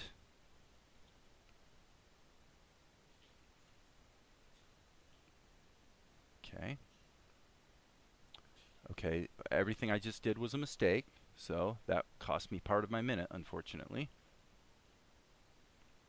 because I made the quintessential error that I've mentioned many times, which is I was operating on the wrong layer.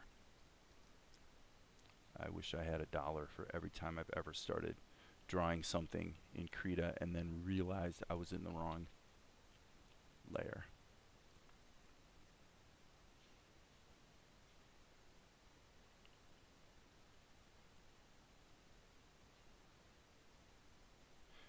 Okay.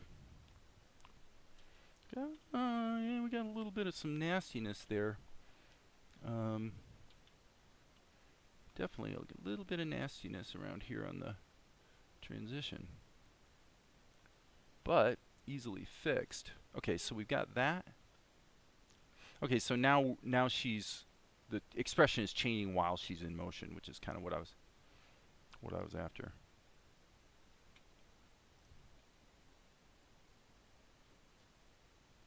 Okay, this is not exactly the same because the eyes are not changing at the right pace.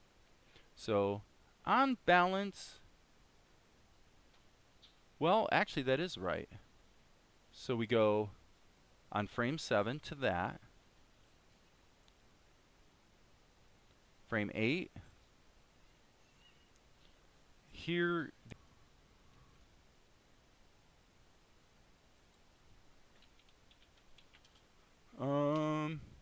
okay guys, I'm gonna go ahead and duck out. What time is it? It is, yeah, it's 10:30. Been streaming for hour and 3/4. So I'm gonna go ahead and stop streaming, and I'll probably just turn it back on here in a little while because once I get back to work, I've just kind of been leaving the stream going. So, but that's it for now. We have the shot done in Krita and OpenToonz or Tahoma, and I'm pretty satisfied with the results. So that's it for now. There will be more later. Ha ha ha ha ha. Just kidding. I changed my mind. I'm coming back because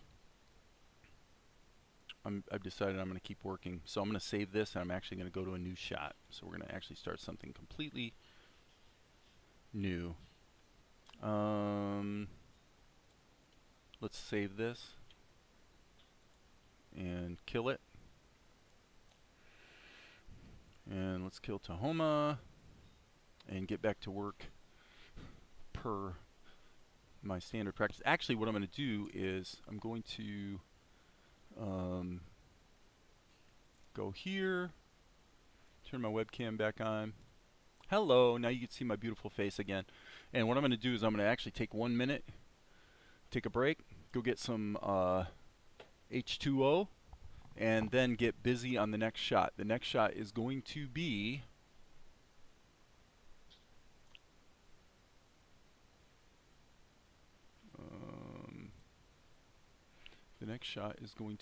this.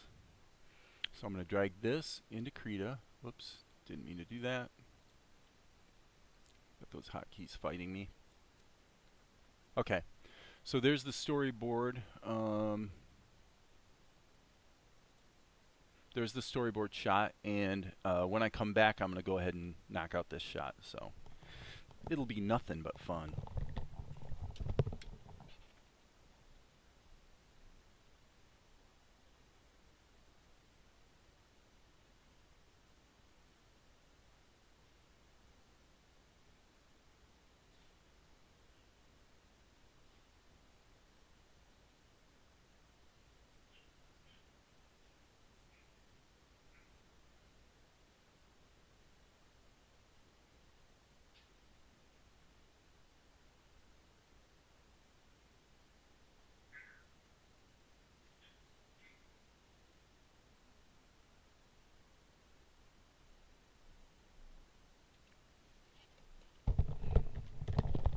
Okay, so the water's actually heating up, so I'm going to have to give it about 2 minutes.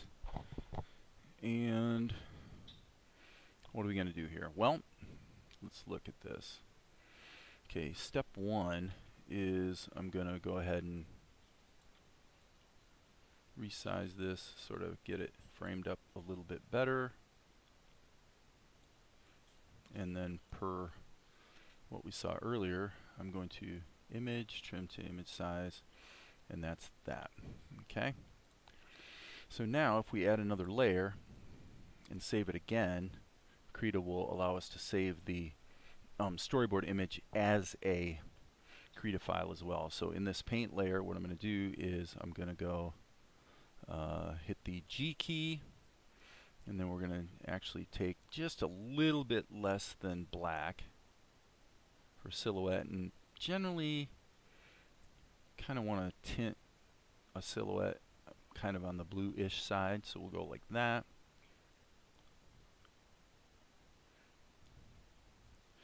And there's Tianara in the foreground. Okay, so now what we probably ought to do is let's take our background or our storyboard. We'll just call this SB for storyboard.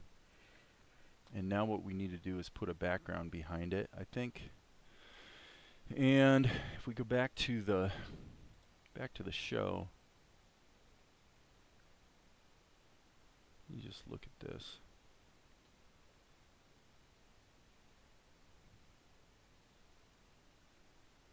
Yeah, I think we'll paint this from scratch. So let's take this, the storyboard, put it in multiply mode so that it's actually going to reveal the color underneath. And then what I'm going to do is give myself a bit of a bluish sky.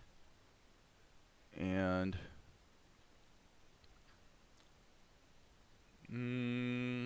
I would say let's use our cloud brush.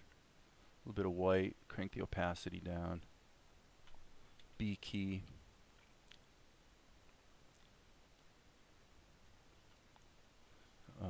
Did the opacity and it didn't take, so I'm going to hit Z, undo.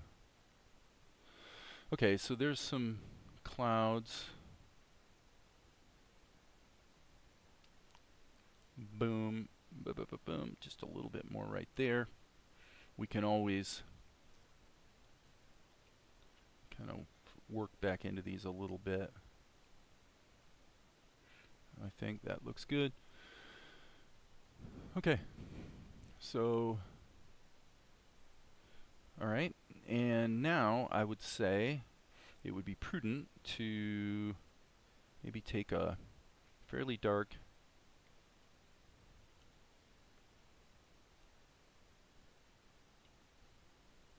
green. Just give ourselves a little bit of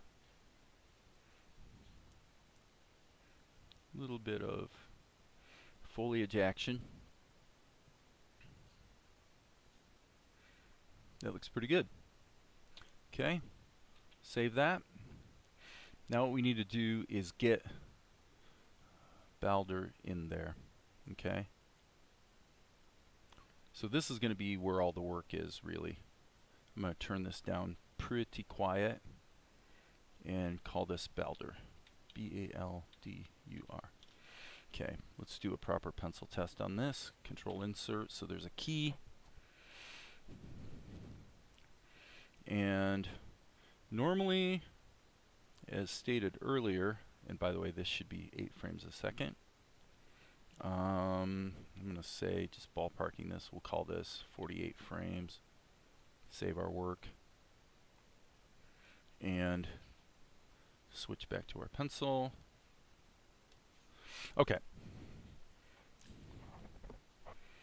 So I'm going to duplicate a frame here so that it's got a half a second to sort of develop. And then we're going to say, let's just feel the timing of it. Boom, boom, boom. Yeah, about on 12. I'm going to sketch this in today. I'm going to do it in the rough way.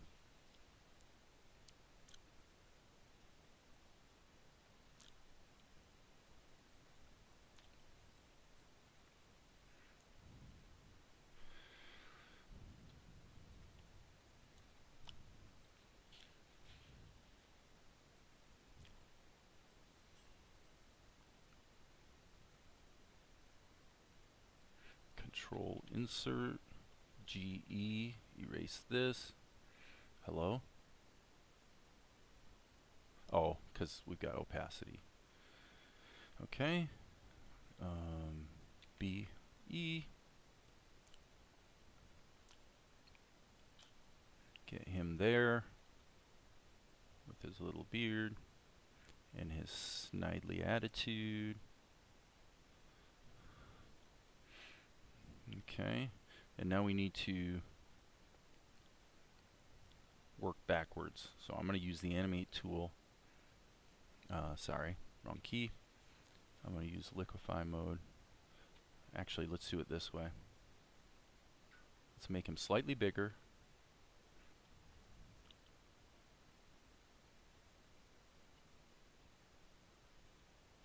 back here, slightly bigger. Same thing, duplicating it, working backwards. And I'm allowing the keys to get a little bit more extreme each time. So let's see if that moves him into frame at roughly the right pace, and then we'll adjust his positioning a bit.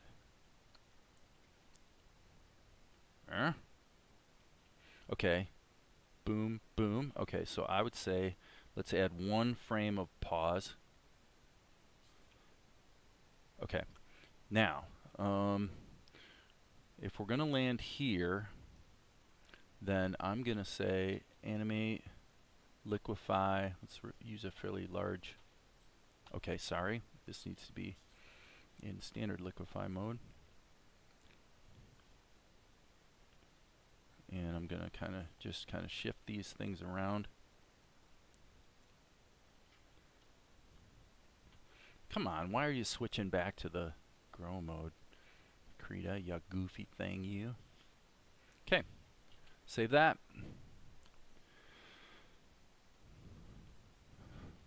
Okay, so you know he's coming into position pretty rapidly.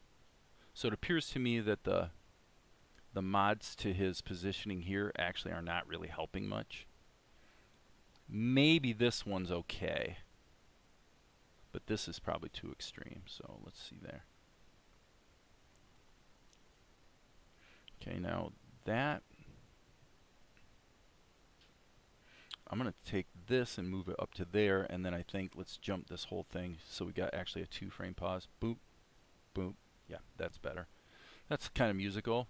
Boom, boom. Cool. So now, looking at the streaming situation, looks like we still have 2 viewers. 3? Okay.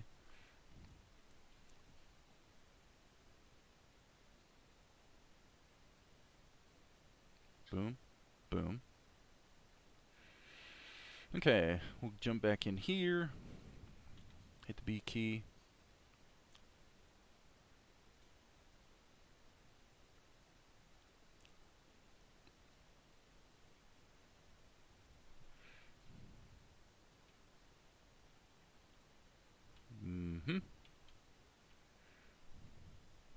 Okay, so here, this was just to indicate the slight change in weight with his shoulder.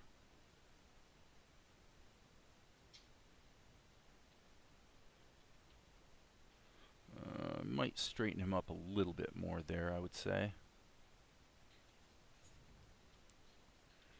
Okay, boom, boom, boom.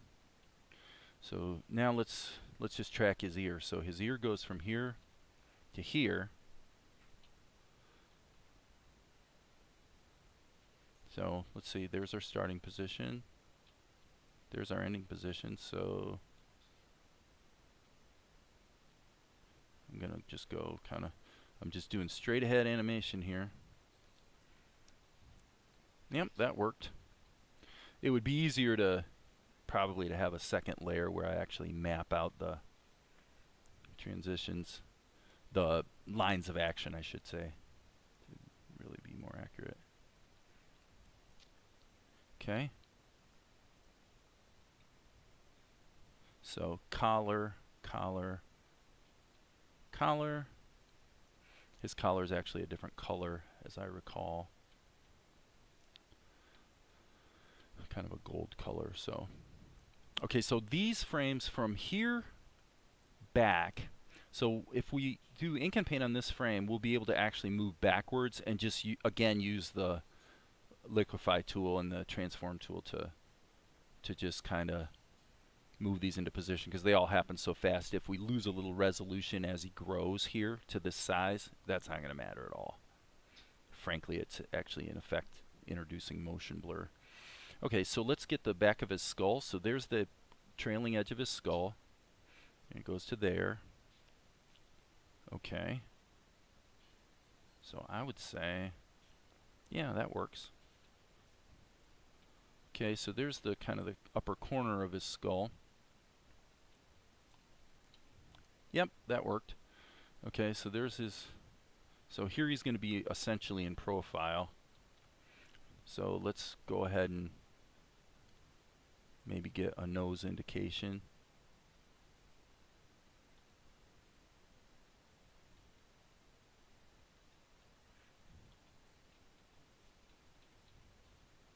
That's kind of wrong. I'm going to just erase that and redo it. I need to, instead of thinking about connecting the pieces, I need to think about the individual drawings and making sure they, you know, sort of have integrity, if you will.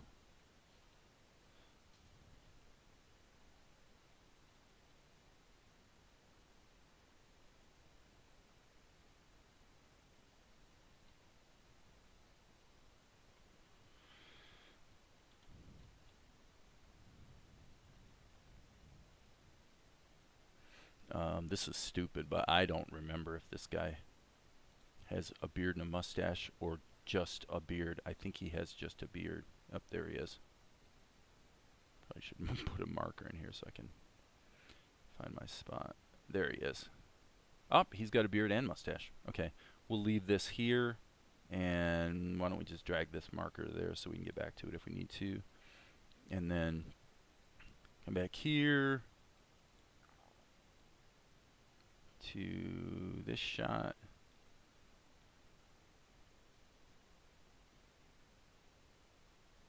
Okay, there it is. So we'll hit the M key, so there's a marker there as well. This marker, by the way, can be deleted. It really doesn't belong in there. So now I can hit control page up. Is it control page up? Guess not. I actually have not jumped between markers in Vegas in literally years. So I don't remember what the hotkey is. Don't really care. Not going to waste time worrying about it at the moment. Ear.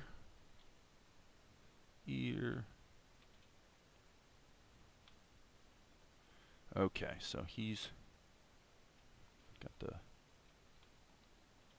mustache thing going on.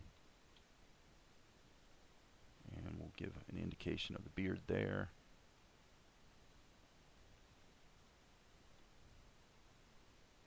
Like so. Okay, I'm back already, yeah. Well, I was going to end the stream and just, I just decided, you know what, I'll just come back and rock and roll. So, rock and roll. I'm just working, man, you know? I'm just working. As long as I'm working, I might as well leave the stream going. What the heck?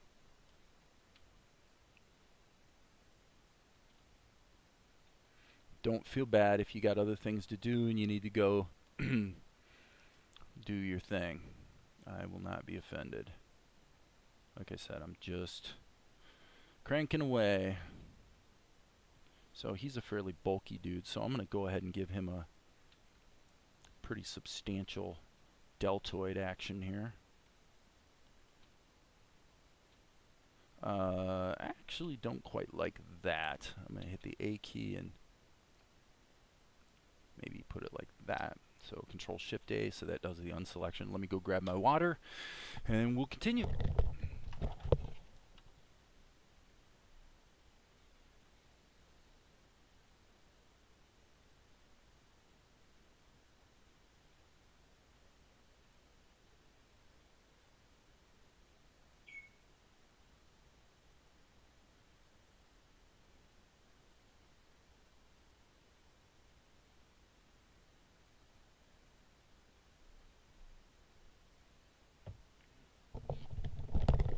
Okay, so one might wonder, well, Dave, why the heck? Why are you live streaming so much? Dude, you're gonna be like the flavor of the week movie star. You're gonna be overexposed. I don't care. I'm just, like I said, I'm just working.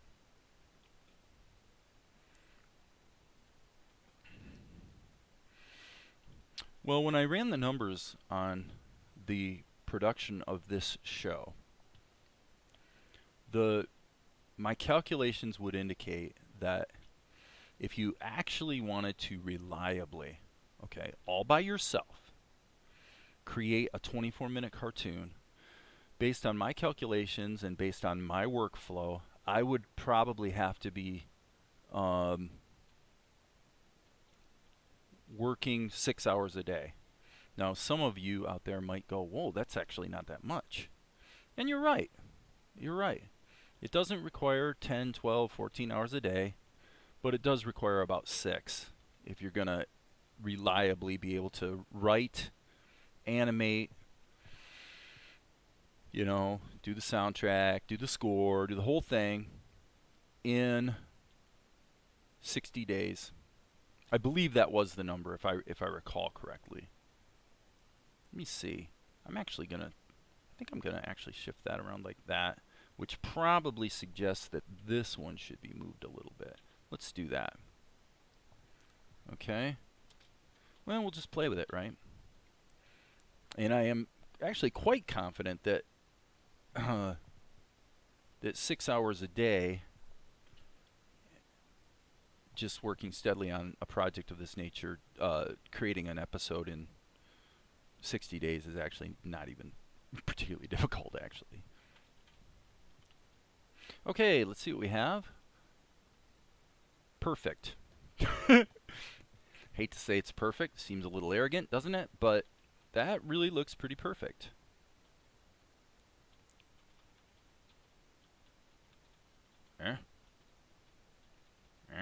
Okay, so here's what I'm going to do. Just to make this awesome, I'm going to save my work and I'm going to render this actually to 284. So I'm going to transition up to here. This screen's a little sharper, so this needs to be shot 284. So I'm going to change that to a 4. I'm going to change that to a 4 and just hit render. And then the cool thing is now I can jump back to Vegas and see how this shot is going to cut into my show. Okay? So what I'm going to do is I'm going to just push this downstream so that it ripple edits, and then I'm going to import 284 into my show and just make sure it's playing okay.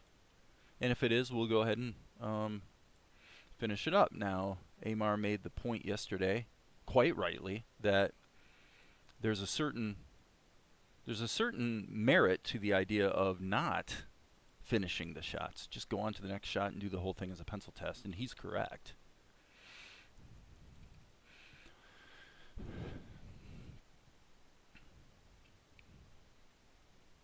Okay, something's wrong here. Oh yeah. Okay. Well, yeah, let me fix this. I'll go back here, and since he really starts moving into frame, honestly, this should really be probably back here. So let me take this shot and just delete that key. It doesn't really need to be in there. That one doesn't either. Sorry. Storyboard.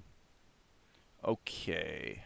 Yeah, actually, this whole layer can be removed. Let's just get that layer out of there. Save that. Boom. And we'll just re-render real quick so we can just jump back and see if it's flowing properly. So that's that. We'll come back to Vegas and okay. And by the way, this shot needs a little adjustment. Actually, the way Balder crawls into this frame, he's shrinking too quickly, as you can see. And his outlines are too bold. And actually, he should probably be somewhat darkened. He should be a little more in silhouette the way he is here. So that's not something I'm unaware of. But yeah, I'm going to definitely have to go back and fix that. So there he is. She sticks her tongue out at him. And then we're in this shot that I'm doing right now. Okay, way too long of a pause, obviously. So let's just get that figured. Boom, right there. We'll say about like that.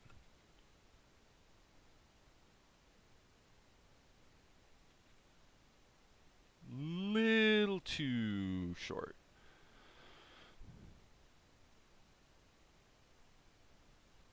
Okay, it's working.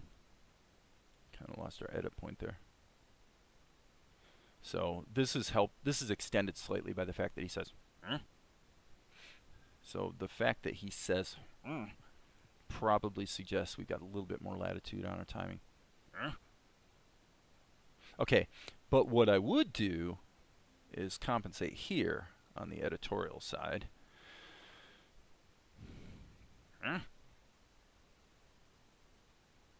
Boom. Okay. So once she smiles, I think maybe that's a little too long. And then we'll go to the close-up of Balder and carry on from there. Okay, so that actually is, I'm going to stay on that for a moment and let that inform this final shot right here. Okay, so I'm just going to bounce between it and, okay, so we're a little off character here, and that's okay. Whoops. Didn't mean to do that. Okay, we are a little off character, and so I'm going to fix that, because if he's correct on the very last frame, the other frames are going to be cake. They're going to be easy to fix. Okay, so this goes to show you that there's a big difference between the step of getting your characters on character and kind of making everything look right versus blocking in your animation. You can have everything be all over the map while you're blocking in your timing and stuff, as long as you go back and make sure things are on character before you go to ink and paint. So he's got a little bit bigger ears, as we can see there, and his eyebrow situation's a little different than what I had drawn, and I definitely like the way he looks in the storyboard drawing. So it's a little more exaggerated. He's got a slight little curvature there. He's kind of an old-ish guy, but not too old. So there we go. Boom, boom. And okay, so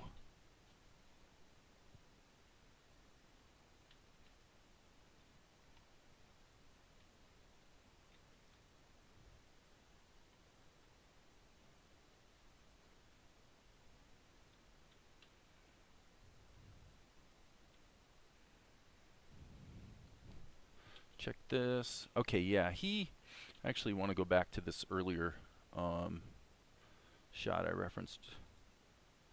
Yeah, his hair, okay. So the key thing here is his hair really doesn't have much volume to it. Okay. So to really draw this guy correctly, it's almost like a bald head, because his hair really thins out here. And I think I kind of did it correctly here. So this is a little off.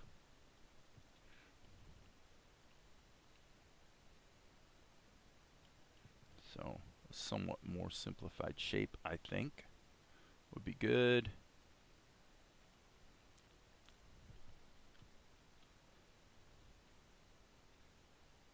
That doesn't seem to quite be working for me.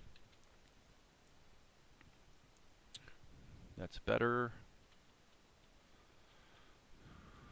Okay, and now back here, let's just zoom in here.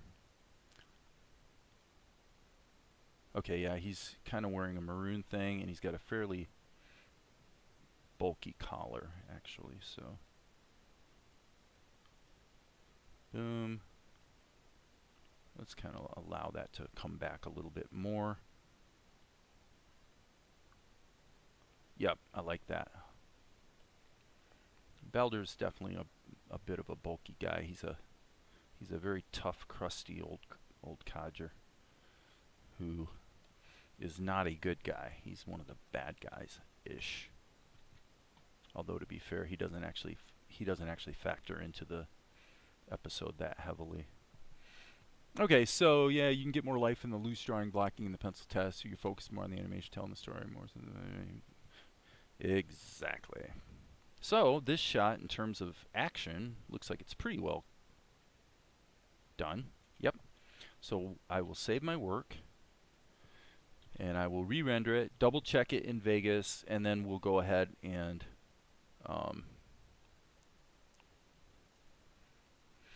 get the ink and paint done on this guy. Nope, that's the wrong shot. It's this one.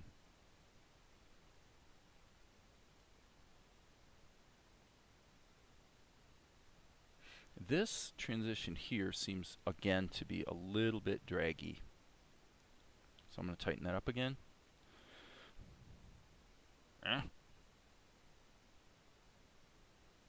Okay, that worked. That's pretty good.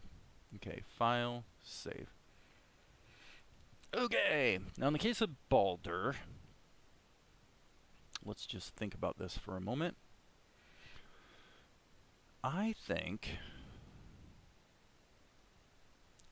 one more little change here.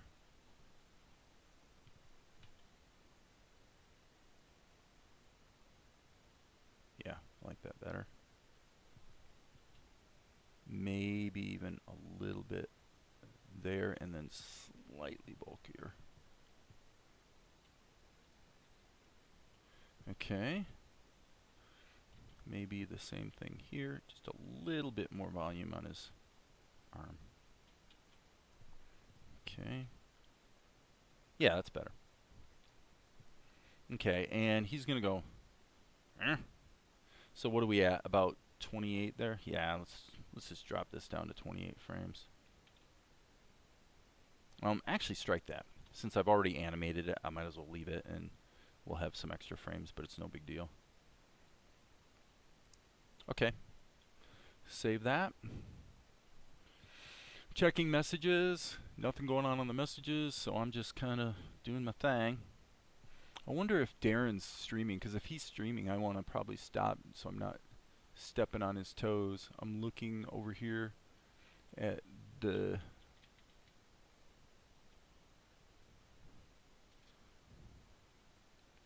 or actually you, Amar, as well. Are you streaming today?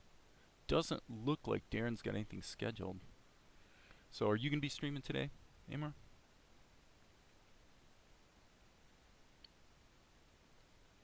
Okay. So let's work in reverse. I think we're going to use the quiet down and clean up technique, which allows us to do everything in a single layer-ish. So I'm going to hit Control M and undo that actually. Control M. This is my cleanup preset. I want my turn down preset.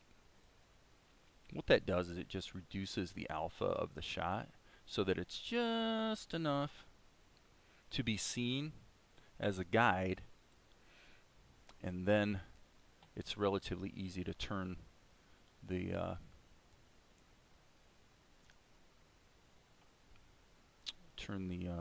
those lines off later.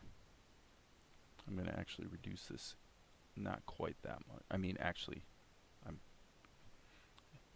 in typical dyslexic fashion, I'm saying everything backwards to what I actually mean. Okay, so I'm going to use the B key now. We're going to grab not quite black with a slightly reddish tint, and we're going to ink this buddy. We're going to ink it, and I'm going to hit the Q key, which for me turns on the stabilizer, which I have set to around 50%. And it just makes your lines a little tighter.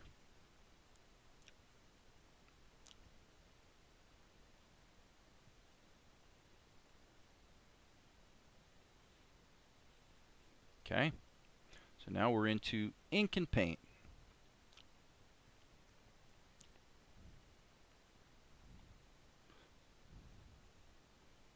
Anybody who's wondering what kind of brushes I'm using, I usually, for 99% of what I do, I just use a pencil. Sometimes for inking I use the technical drawing pen, but frankly, I kind of like the pencil better, so it is what it is. Okay, I'm not gonna delineate every single line here on the color of his hair situation. I'm gonna go ahead and leave it a little bit loose, and of course that means that I'm going to have to be a little more careful. But I like the look, so that worked out well. See, it looks like Balder's got a little bit of a smirky smile thing going on, which is in fact what his attitude is in this shot. So he's got a real bull neck.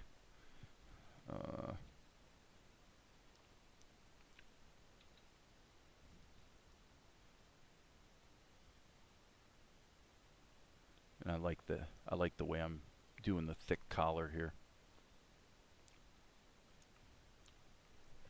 Okay, checking messages. You're not streaming? Okay. Darren's Discord didn't announce any stream today. Yeah, usually he's been doing like the Sunday tea time thing, but apparently not today.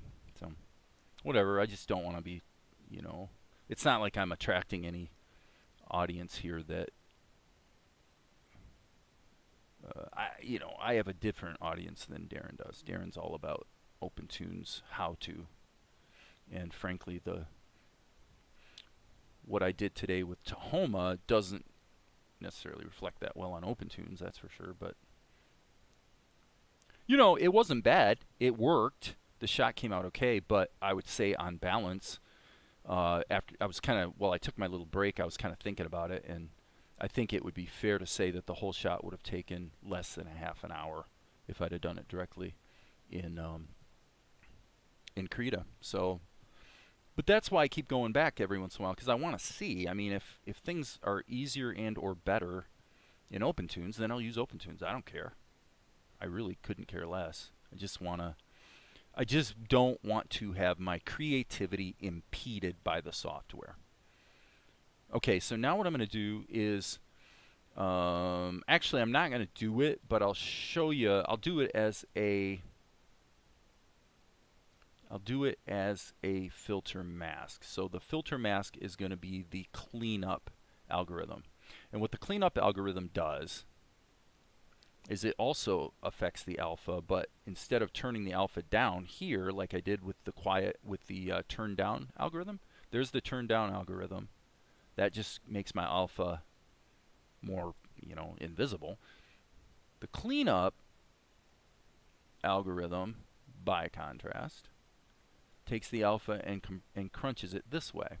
So what it does is it takes all the lines that are semi-transparent and just gets rid of them. Now you don't have to get rid of them completely, and I'm doing this as a filter mask so that A, I can turn it off and not have it on until I need it, and B, when I come back here on these earlier frames and I hit Control M, it's going to default, well, yeah, from now on anyway, it's going to default to the turn down algorithm instead of the cleanup. Okay, so there's that. And frankly, what I could do is just go Control M. Actually, I'm going to hit Control F. That's going to repeat exactly the cleanup the turn down that I just did, so that they match. So that it's actually going to use the exact same settings as opposed to defaulting to the preset. So there we go. And then when I turn on the cleanup at any time, it's going to, well, instantly clean it up, which is great. Okay, so B key, stabilizer still on. Let's keep rocking here. Now the one thing I want to be cognizant of is the changes in his characterization.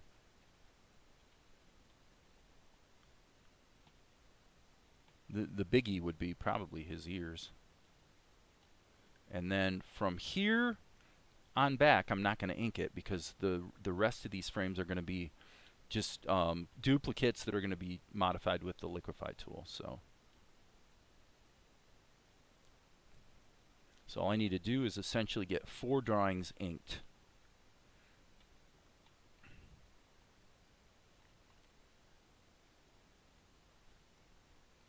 This frame, frankly, has a lot of latitude to it because it's only on the screen for one frame. So I'm going to just kind of look at the stuff that is maybe difficult-ish. get that pounded out. Now here, I'm going to go ahead and close these gaps because it would just be easier if I decide to use the fill tool here. So there's his bulky collar. Bulky collar. So yeah, what I'm drawing first is the things that were changed when I firmed up the characterization in that last keyframe. See there? So I'm drawing the collar more bulky. And then here, obviously, we're going to have to probably make a slight adjustment on his arm.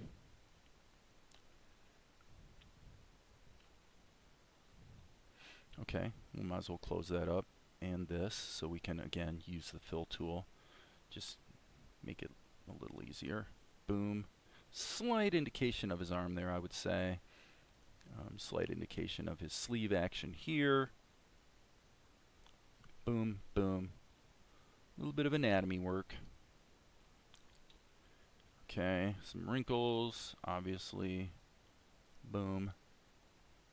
Here too, actually.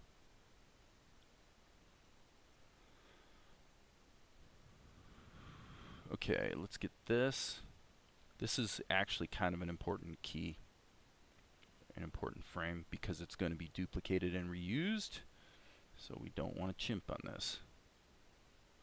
For those who don't know, when I say chimp, I mean get really, really sloppy and careless. That's pretty sloppy and careless. Let's redo that.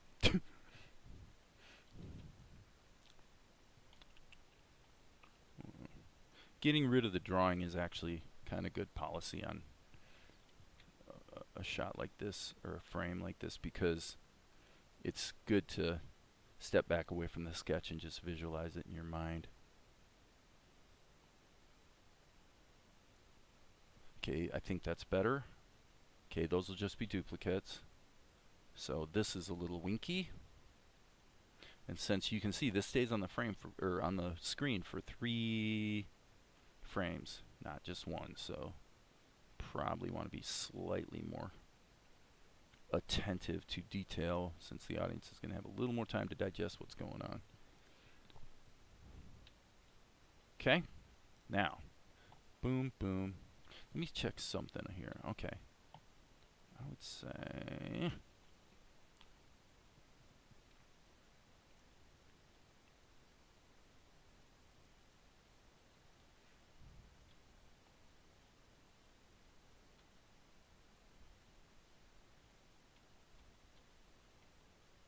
that is actually too high.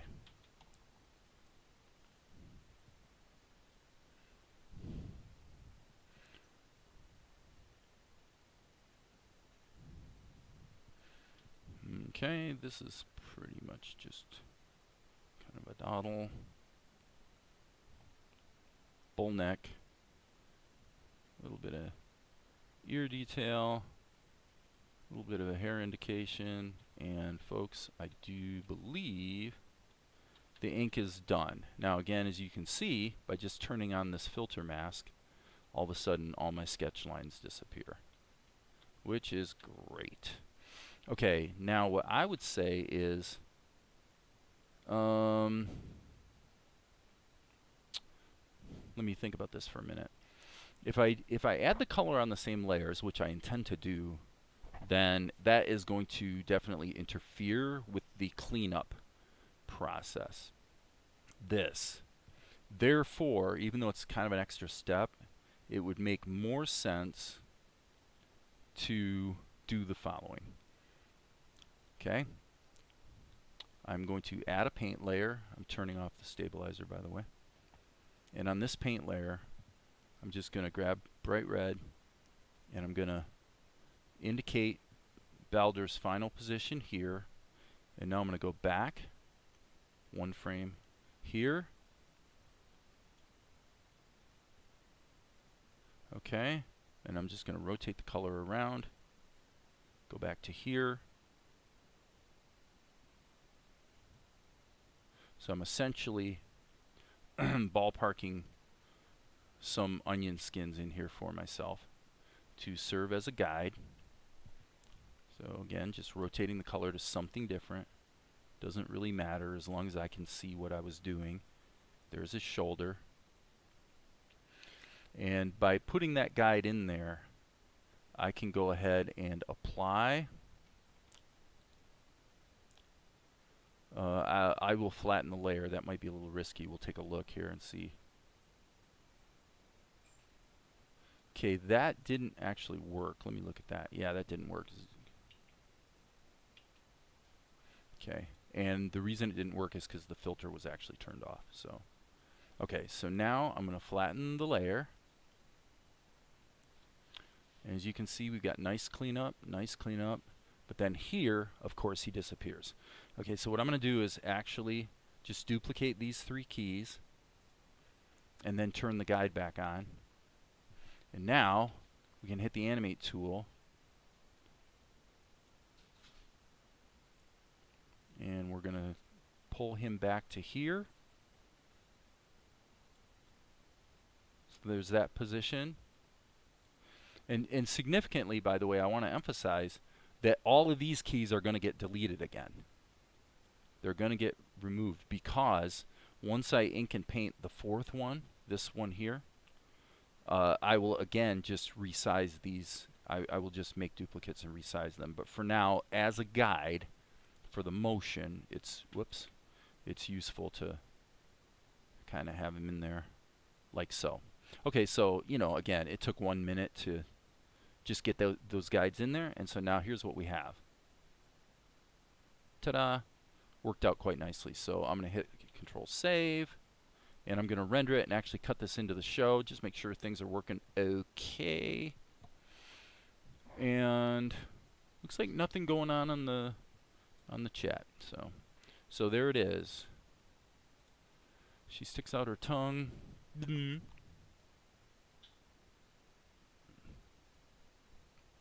This, you know what I'm going to do here?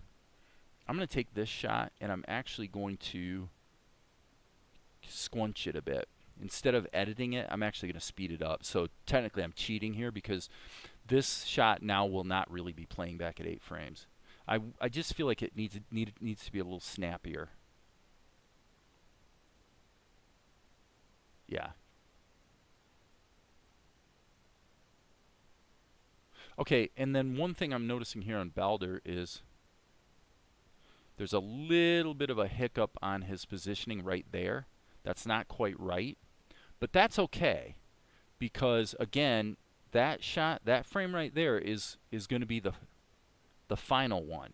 These are all going to wind up being duplicates, so I can sort of correct for that problem after I do the ink and paint. So, having said that, now we can do ink and paint. File save. Okay, so let's just start to grab some colors. I'm going to grab the G key, and I'm going to be working in behind mode. Okay, Balder's hair is essentially grayish. He's an older guy. So what I'm going to do here is I'm actually just going to patch. Okay, stop. Something's wrong. Yes. Well, maybe not. Okay. This is one of the weaknesses in Krita. In this view, when you change colors, there's a delay. It's not really real time. See that? Boom. Takes a second. Now this is interfering. Yeah, the background was interfering because the fill tool technically isn't relegated to a single layer. So, tis what it is. So I'm going to go ahead and just, again, patch this up. Patch this up. Going to look down here. Looks clean. I think we're good. Okay. B key.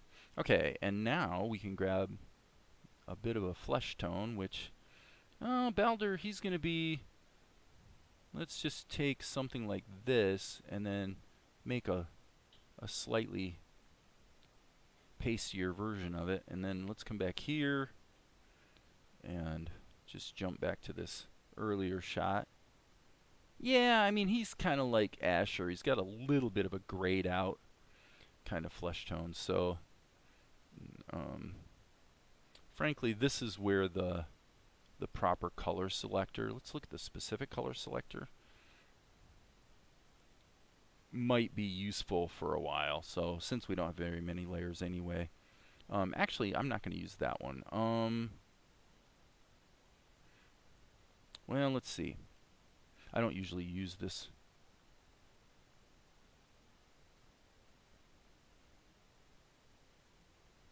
I don't want that. That's not what I want. Boom. Small color selector, artistic. I wonder about this. I've actually been meaning to check this out. Gives you a limited palette. It'd probably be useful for painting, but I know it's really stupid that I'm sitting here going, the standard color selector, yep, that's not it. The standard color selector that has this, but then it also has the strips. I don't know what it's called. I actually don't know what it's called. It's not the specific color selector. It's not the artistic. It's not the small. What is it?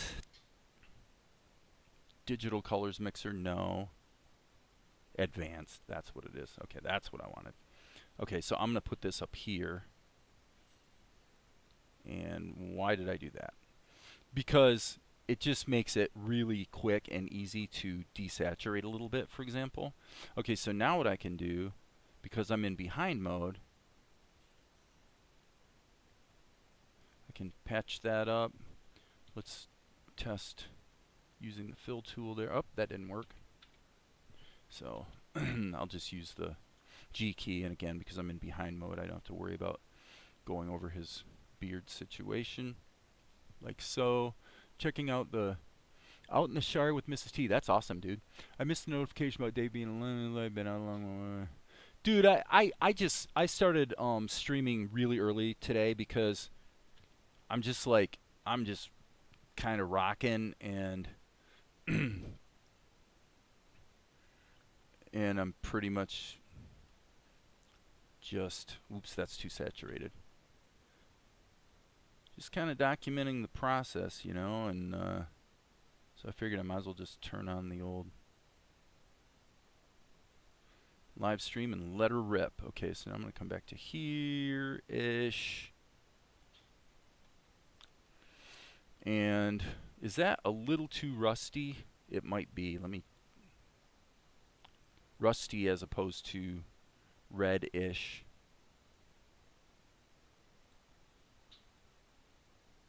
Nope, it's actually okay.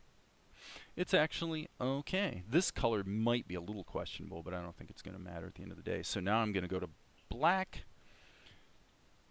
and I am again going to turn on lock alpha, turn the opacity down. So I'm live streaming more just because oh yeah, need to be in normal mode. I mean, as far as my audience goes, I think people like the live streaming more, it seems. It would appear to be the case. And it's definitely a little easier to just live stream than to have to prepare videos and do all that goes with it. So, alright, so basically what I'm doing here is I'm putting in the necessary shadows to sort of delineate his character, and then I'm going to take the whole kit and caboodle like this and let him be kind of lost in the sunshine a little bit. So, good to see you streaming regularly. I need to sort out my notifications on my phone. Okay, that looks good. And we can keep rocking. Okay, so now what I'm going to do is I'm going to go through the previous keyframes and go in and just deal only with his skin. Okay? So,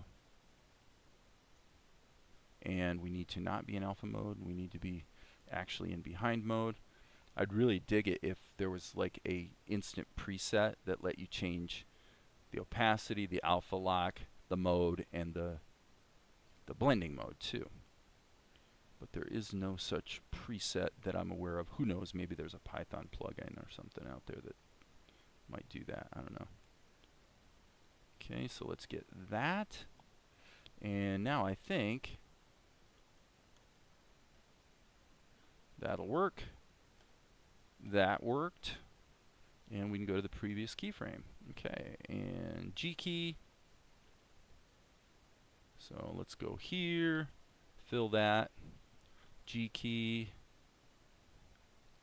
boom. We'll just get these gaps, boom, F key, there it is. Yep, the arm filled in just fine. Little bit of a hiccup there. And as long as we've got the G key activated, we might as well also clean this up. And now hitting the F key to fill in the gaps. And then this is the last frame that we need to actually color, because once this is done, we will be able to make duplicates and resize him into the other frames where he's walking in. So we're moving right along here, folks. Boom, boom, boom. Okay, looking good. So G key. Now, actually, to be fair, we really don't. Actually, yeah, let's check this. Okay, probably the thing to do here, you can see the problem. What I'm going to do is I'm going to grab this color that's kind of a neutral color. It's sort of in between the rest. And then being in behind mode, I can lasso all of this. And it's not going to be a perfect fix, but it's going to be a pretty perfect fix, because that color is so neutral and in the center of the color range that you're not going to notice all of the holes that technically maybe should have been filled with a different color. So quick and dirty fix for that. And now let's go back here, and it would appear that a simple F key operation will take care of that. That. Come on, baby. Oops, we got a leak. We've got a leak, and I see it right there. And there we go. Okay, forward, forward, forward. Grab that color. And hopefully no leaks. Yep, no leaks. No leaks. No leaks. Okay, so now I'm actually hitting them twice with the fill tool just to make sure those areas are completely filled in. Okay, now we need the rust color. Again, hopefully no leaks. Yep, seems to be, the fates seem to be favoring me. Okay, now we're going to go to black. And again, we're going to be in normal mode, but we're going to lock the alpha and then turn the opacity down to 12%. G key. And sorry, I didn't have the G key selected, and so therefore, having done that, I can take the whole dude like so. And there's our shadow. Looking good. Okay, let's go back here. Shadow. Shadow. Get that. A little bit under his hairline, ears, a little bit under the beard. And I would say now we can kind of do the same. Uh-oh, we got a problem. Got to be zoomed out enough where you can get your stylus around the entire character, obviously. Okay, and over here, I'm going to leave a little bit of light sneaking through behind him. Okay, and whoops, that was not quite right. So again, we're moving fast, and as you guys can see from, if you were watching when I was working with Tahoma this morning, you can kind of see why I generally prefer to just stay in Krita, because it tends to allow me to just get the job done a little more efficiently. With some exceptions, obviously. Okay, little bit of an issue right here that will not be super easy to fix, but we can fix it this way. I can't add more shadow because the shadows, if I do it like this, you'll see that the shadows pile up on top of each other. But what I can do now is just sample the actual color and go in and fix it that way. So there we go. All right, so now what we're going to do is we're going to delete these three keys, just get rid of them, And we're going to duplicate them here, here, here. Okay. And now I'm going to go ahead and let's see what this is. What is this paint layer? Okay, so we got that, that, that. Okay, cool. All right. So now we'll jump back to Balder, and we should be able to grab this, and let's anchor it. Let's hit Shift. Is it Shift Alt? I think it's Shift Alt. Yeah, Shift Alt lets you size it from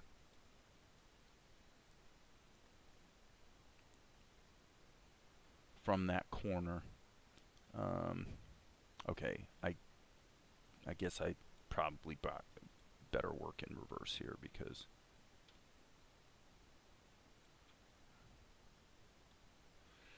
I'm being a little sloppy. Alt. Yeah, and this one probably needs to be in a little bit more. Okay. And then we'll just take this guide layer out. Boom, gone forever. Save our work. And you know what, I'm just gonna render it and see how it's looking in the show since we already had it rendered in there. Alright, so we jump back to the show. And now let's take a look.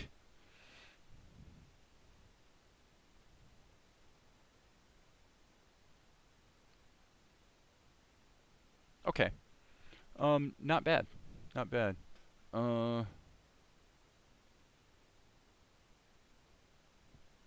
This is still bugging me. I'm going to move it back even another frame. That's still better. That is better. I don't know that I need to have it stretched as much as we just need to... Nah, I think I liked it better before, so I'm going to leave it.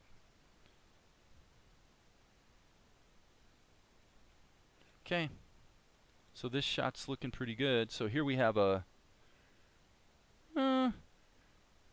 about a 3-second shot that...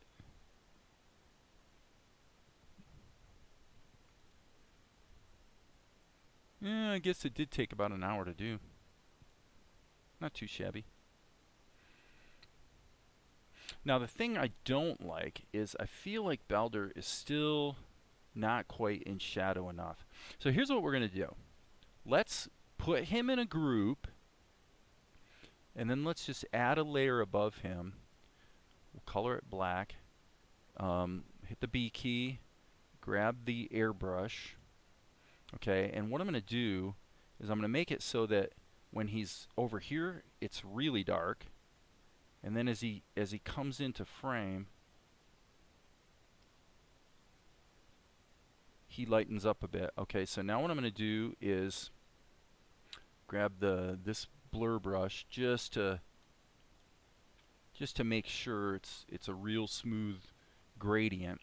Okay, and then I'm going to alpha lock that layer.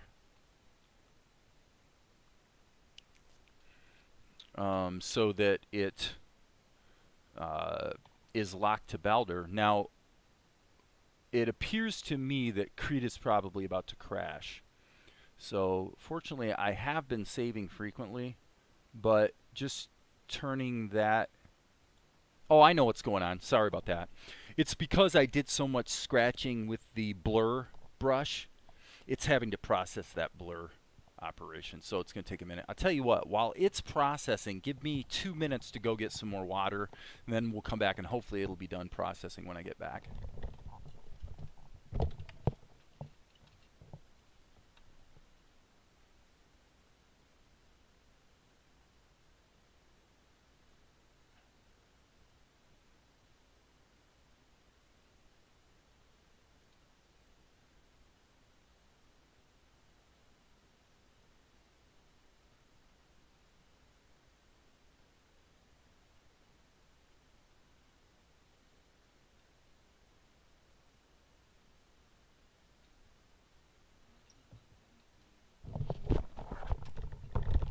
Well, happily, I was correct. It did not crash.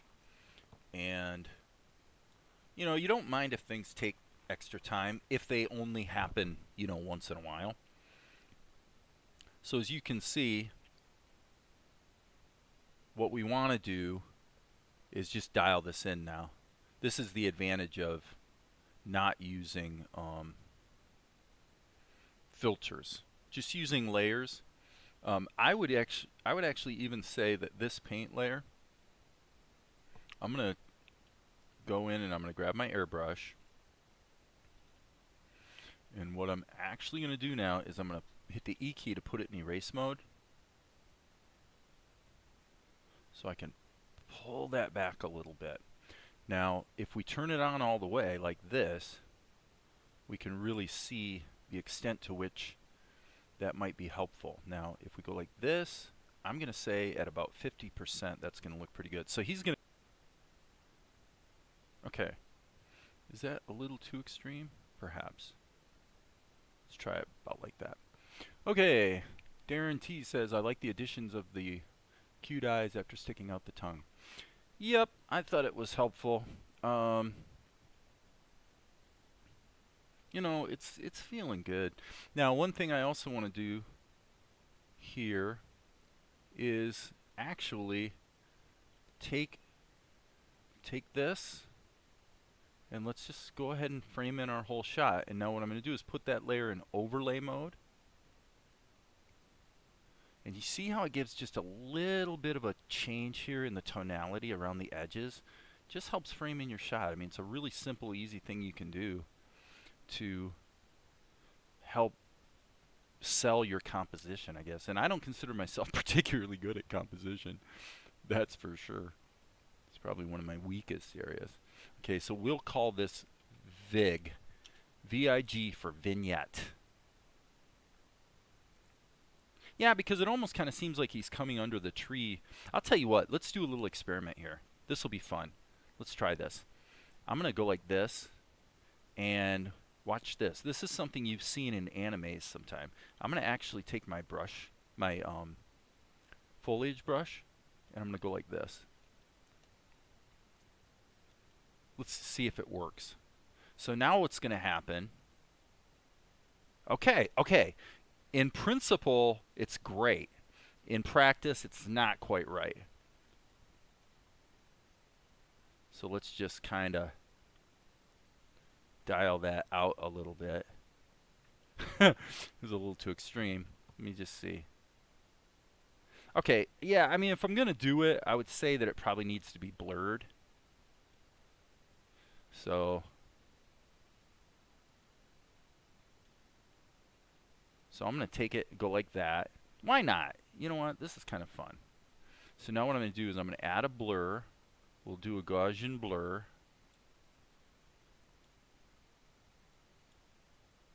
Like so. And now it actually looks like he's coming in under the tree. Nope, I don't like it. Sorry. Thought I had a great idea, and it turns out it was merely an okay idea. I'm going to actually take several steps back here.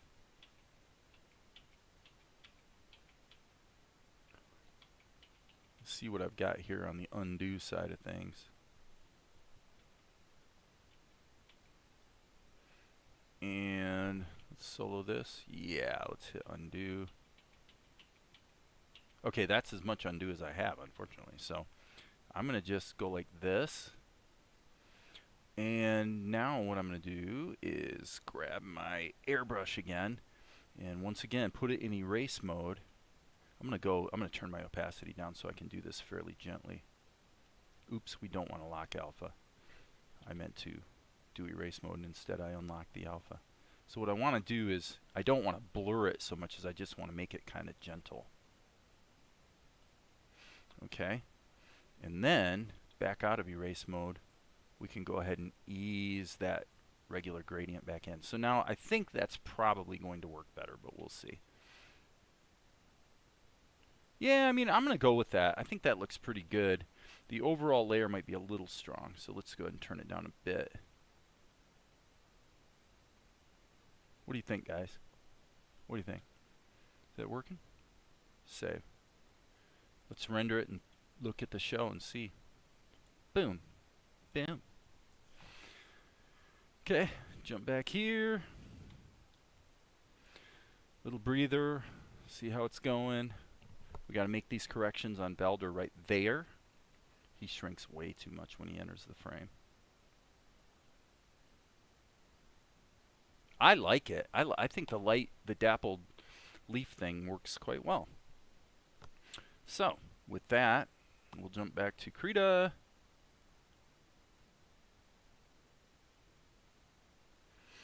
And there was something about this I was thinking. I'm going to do one more thing, actually, on this layer. Okay, so this is Tia. I'm going to go ahead and put a keyframe here.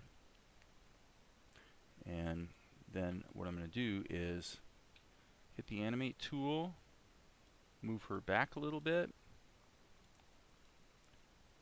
move her back a little bit. Okay, so quintessential mistake, the same old mistake I've made at least 1 trillion times. And it's partly Krita's fault, because up here you can see I'm on her layer. Down here, I wasn't. So how it's possible that you could have the right layer selected here but something different, which it was on this layer down here, I have no idea. I would absolutely consider that a bug, and as usual, I am scathing in my rebuke of bugs, because to me, bugs like that are ridiculous. They clearly show you that the people that developed the software haven't actually used it. And to me, that's a bit ridiculous. But it is what it is. So now I'm going to take this, mirror these frames, and that way when we enter the shot, we're going to see Tia come into position. Okay, that's a little bit too slow. So I'm going to go like this. I'm going to render this, because the only way you're going to appreciate what I'm doing right now is when you see it in the context of the edit. Because in the previous shot, she's obviously going and sticking her tongue out. And it's a pretty rapid edit. Okay, I actually think we need, yeah, we only need 2 frames. So I'm actually going to take this, go back like that. So just so there's something to indicate some movement, that's all. It's very, very subtle. Boom.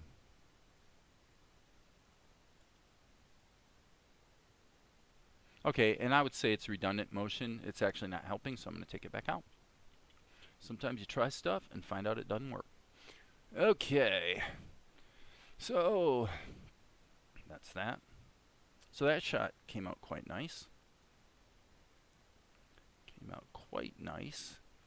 Now I'm going to go to the background here. I'm going to add one little bitty thing.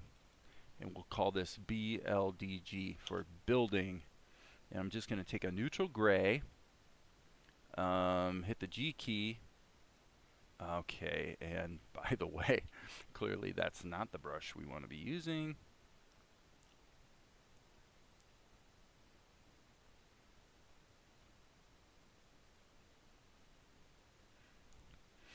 Okay, and I'm even going to actually slide that over just a little bit and even squunch it just a little bit. I just want a suggestion of the house or the compound in the background. Yep, and now I'm also going to modify that a little bit. I am going to allow it to be half alpha so that it's letting some of the blue of the sky sneak through, atmospheric perspective, but I'm also going to darken it quite a lot, like so. Okay, and let's see what we get. I love it. I love it. I love it. Do you love it? I love it. Okay, so we'll hit the R, Control R, and render that, and I think this shot is done. Done, I say. So there's that shot. Boom. She does that, and then we cut to the close-up of Blender. So let's look at this shot. And this one is really not framed that differently. So what I'm going to do is in my other screen, I'm going to reference the storyboard, but frankly, I'm going to simply turn this File save as 286. We're going to change this to 286.ping. And we are going to save it as a Krita file. Balder is not going to be walking into the shot, so we're going to take this key and move it all the way back here and delete everything else. So this is the beginning of the shot. Now, this is kind of important. We're going to take literally everything and put it all in a group so that we can then take the group and get Balder kind of on the rule of thirds in the frame where he needs to be. And now we can think about animating Balder again. Okay, so let's solo his layer and think about it for a moment. I want to look at my script. And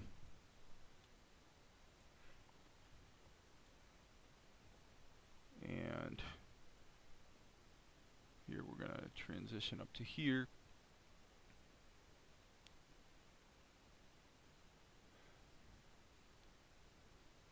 Okay, this line is taken out.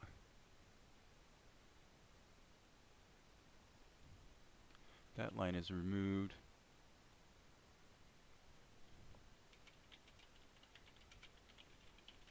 So I'm going to take half a second and make sure these guys are synced up, because I really don't want to let my script get too far out of sync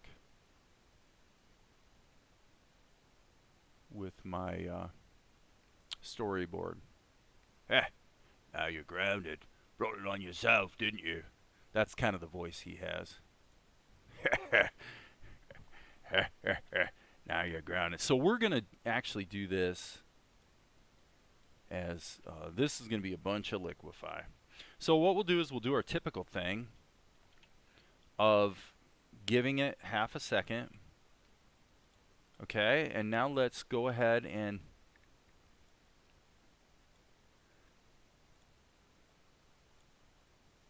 check the speed on that. No, that's too fast, so we'll go like this. Alright. Nope, that didn't work. Oh my gosh, that didn't work at all. How embarrassing. Well, sometimes you just have to make mistakes publicly. Let's put this here. Let me just look at this. I want to take this and actually just drag that down. Let's just see how this feels. I'm going to go a 4-frame cycle. No, that sucks. Oh my gosh. Okay, I'm trying to move too fast here. This is where actually live streaming works against me. I wouldn't be making this many mistakes in rapid fire succession if I was working on my own, I don't think. If I didn't, you know, wasn't cognizant of people watching. I'm gonna just say, let's scrap this and let's just chill here for a second and think about this. Okay. Thinking about what he's doing. Okay. I think it, first of all, needs to be a little more subtle.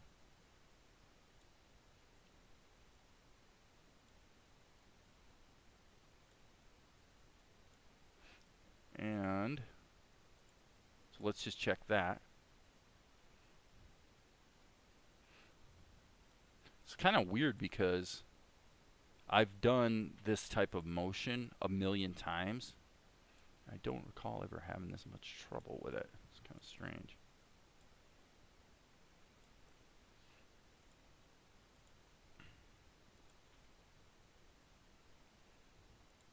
But we'll just have to, yeah, okay, so now what we need to do, oops, 5 key.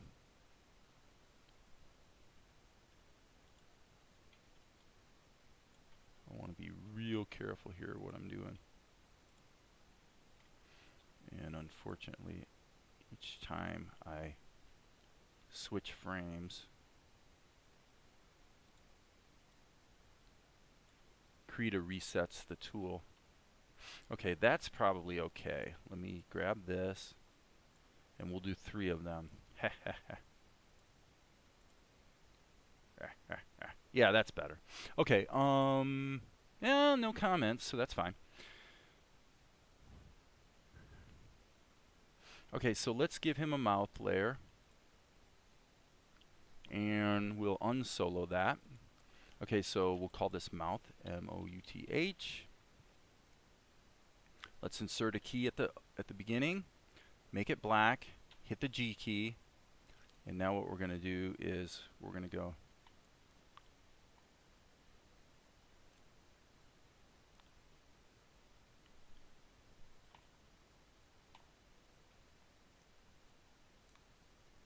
take it out there.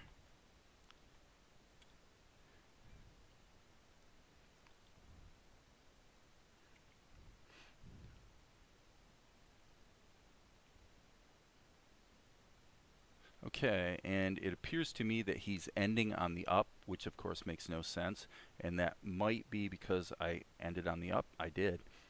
I was going to say I thought maybe it was because Krita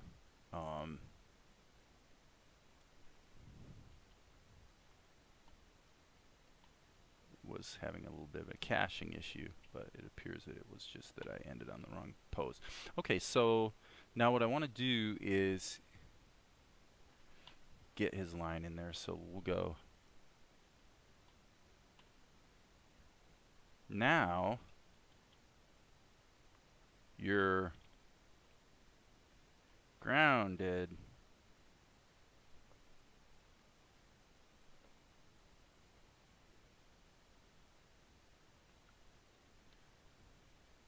Brought it.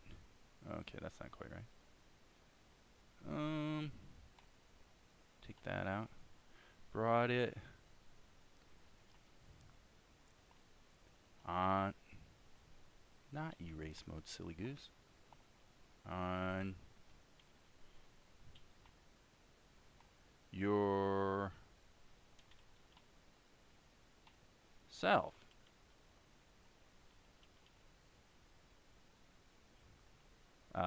That's not quite right.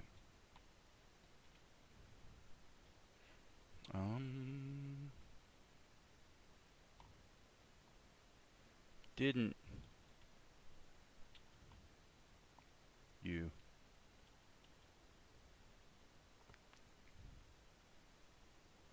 Okay, that doesn't quite work. So we'll get rid of that, but leave the key in there. And then what I'm going to do is I'm actually going to jump to him. And let's make a little adjustment.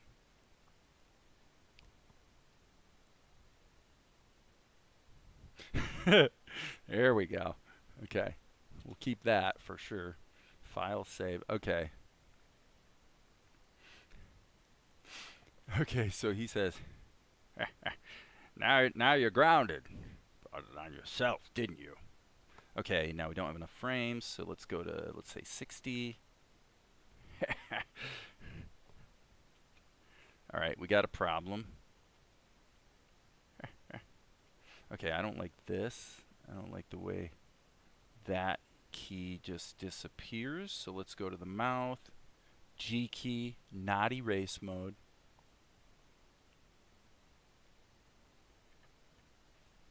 Okay, and I feel like this is, I'm getting too much variation in his mouth during the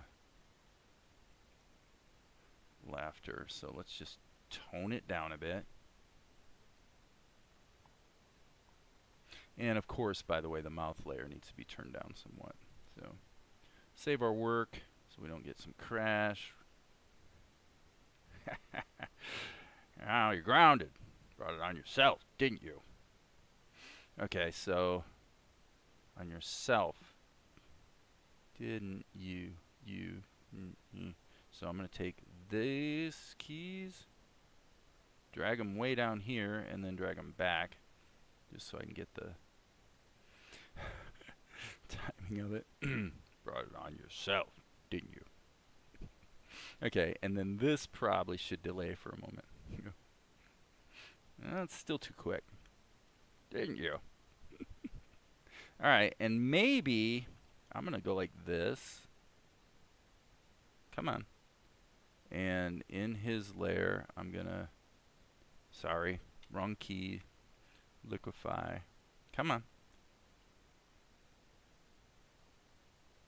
I'm just gonna tone that down a little bit. So there's a progression.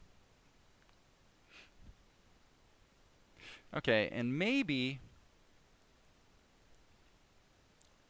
a slight progression of happiness in the eyes. Yeah, I like that.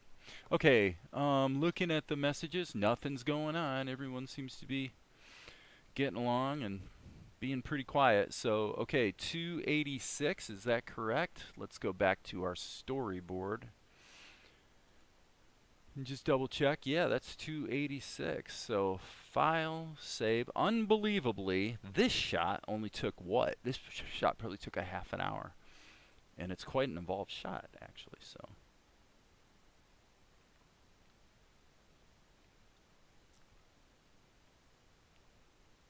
And I'm going to actually make one more adjustment here. I'm going to go boom.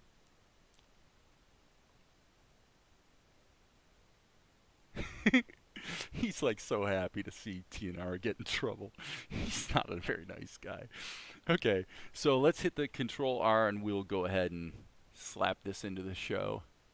286, so I'm changing on the other screen. I'm just changing the render parameters so it renders into the correct folder. And there's that. Now we'll come back here. And we can come back here and you can see that the storyboard's already been updated. So what I'm going to do is I'm actually going to go select in project media list. That makes it so that I'm in the basic area that I'm going to want to be after I insert the shot. We're going to go to 286 right here, render, pull in the sequence as an 8 frames per second animation, pop that baby in there, turn off the resampling, which I won't bother to explain at this moment. And now let's just double check this.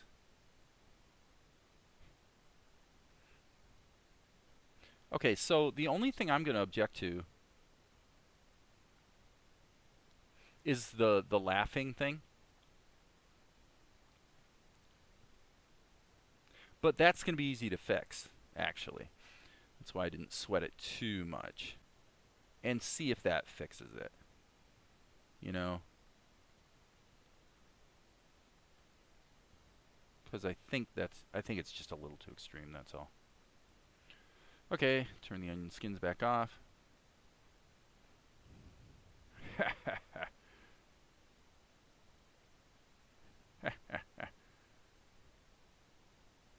Okay, and maybe I'm going to save this and see what happens if we take this whole block, move them tighter.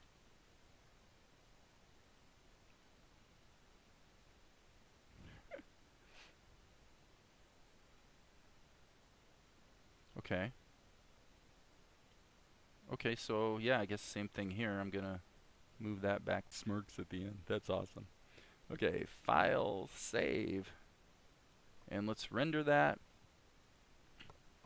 Looking at the script on the other screen. Ha. Okay.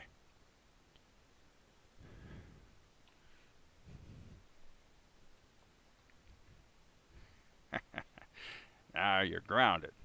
Brought it on yourself, didn't you? Okay. Again.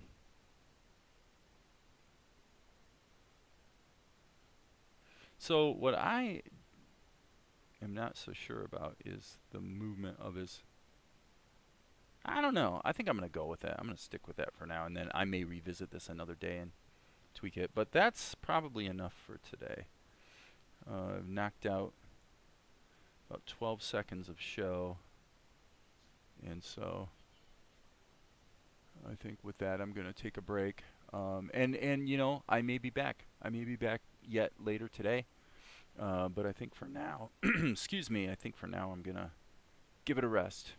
Okay, so with that I will say, hey, There will be more later. Feel free to go back and watch the stream if you find it useful.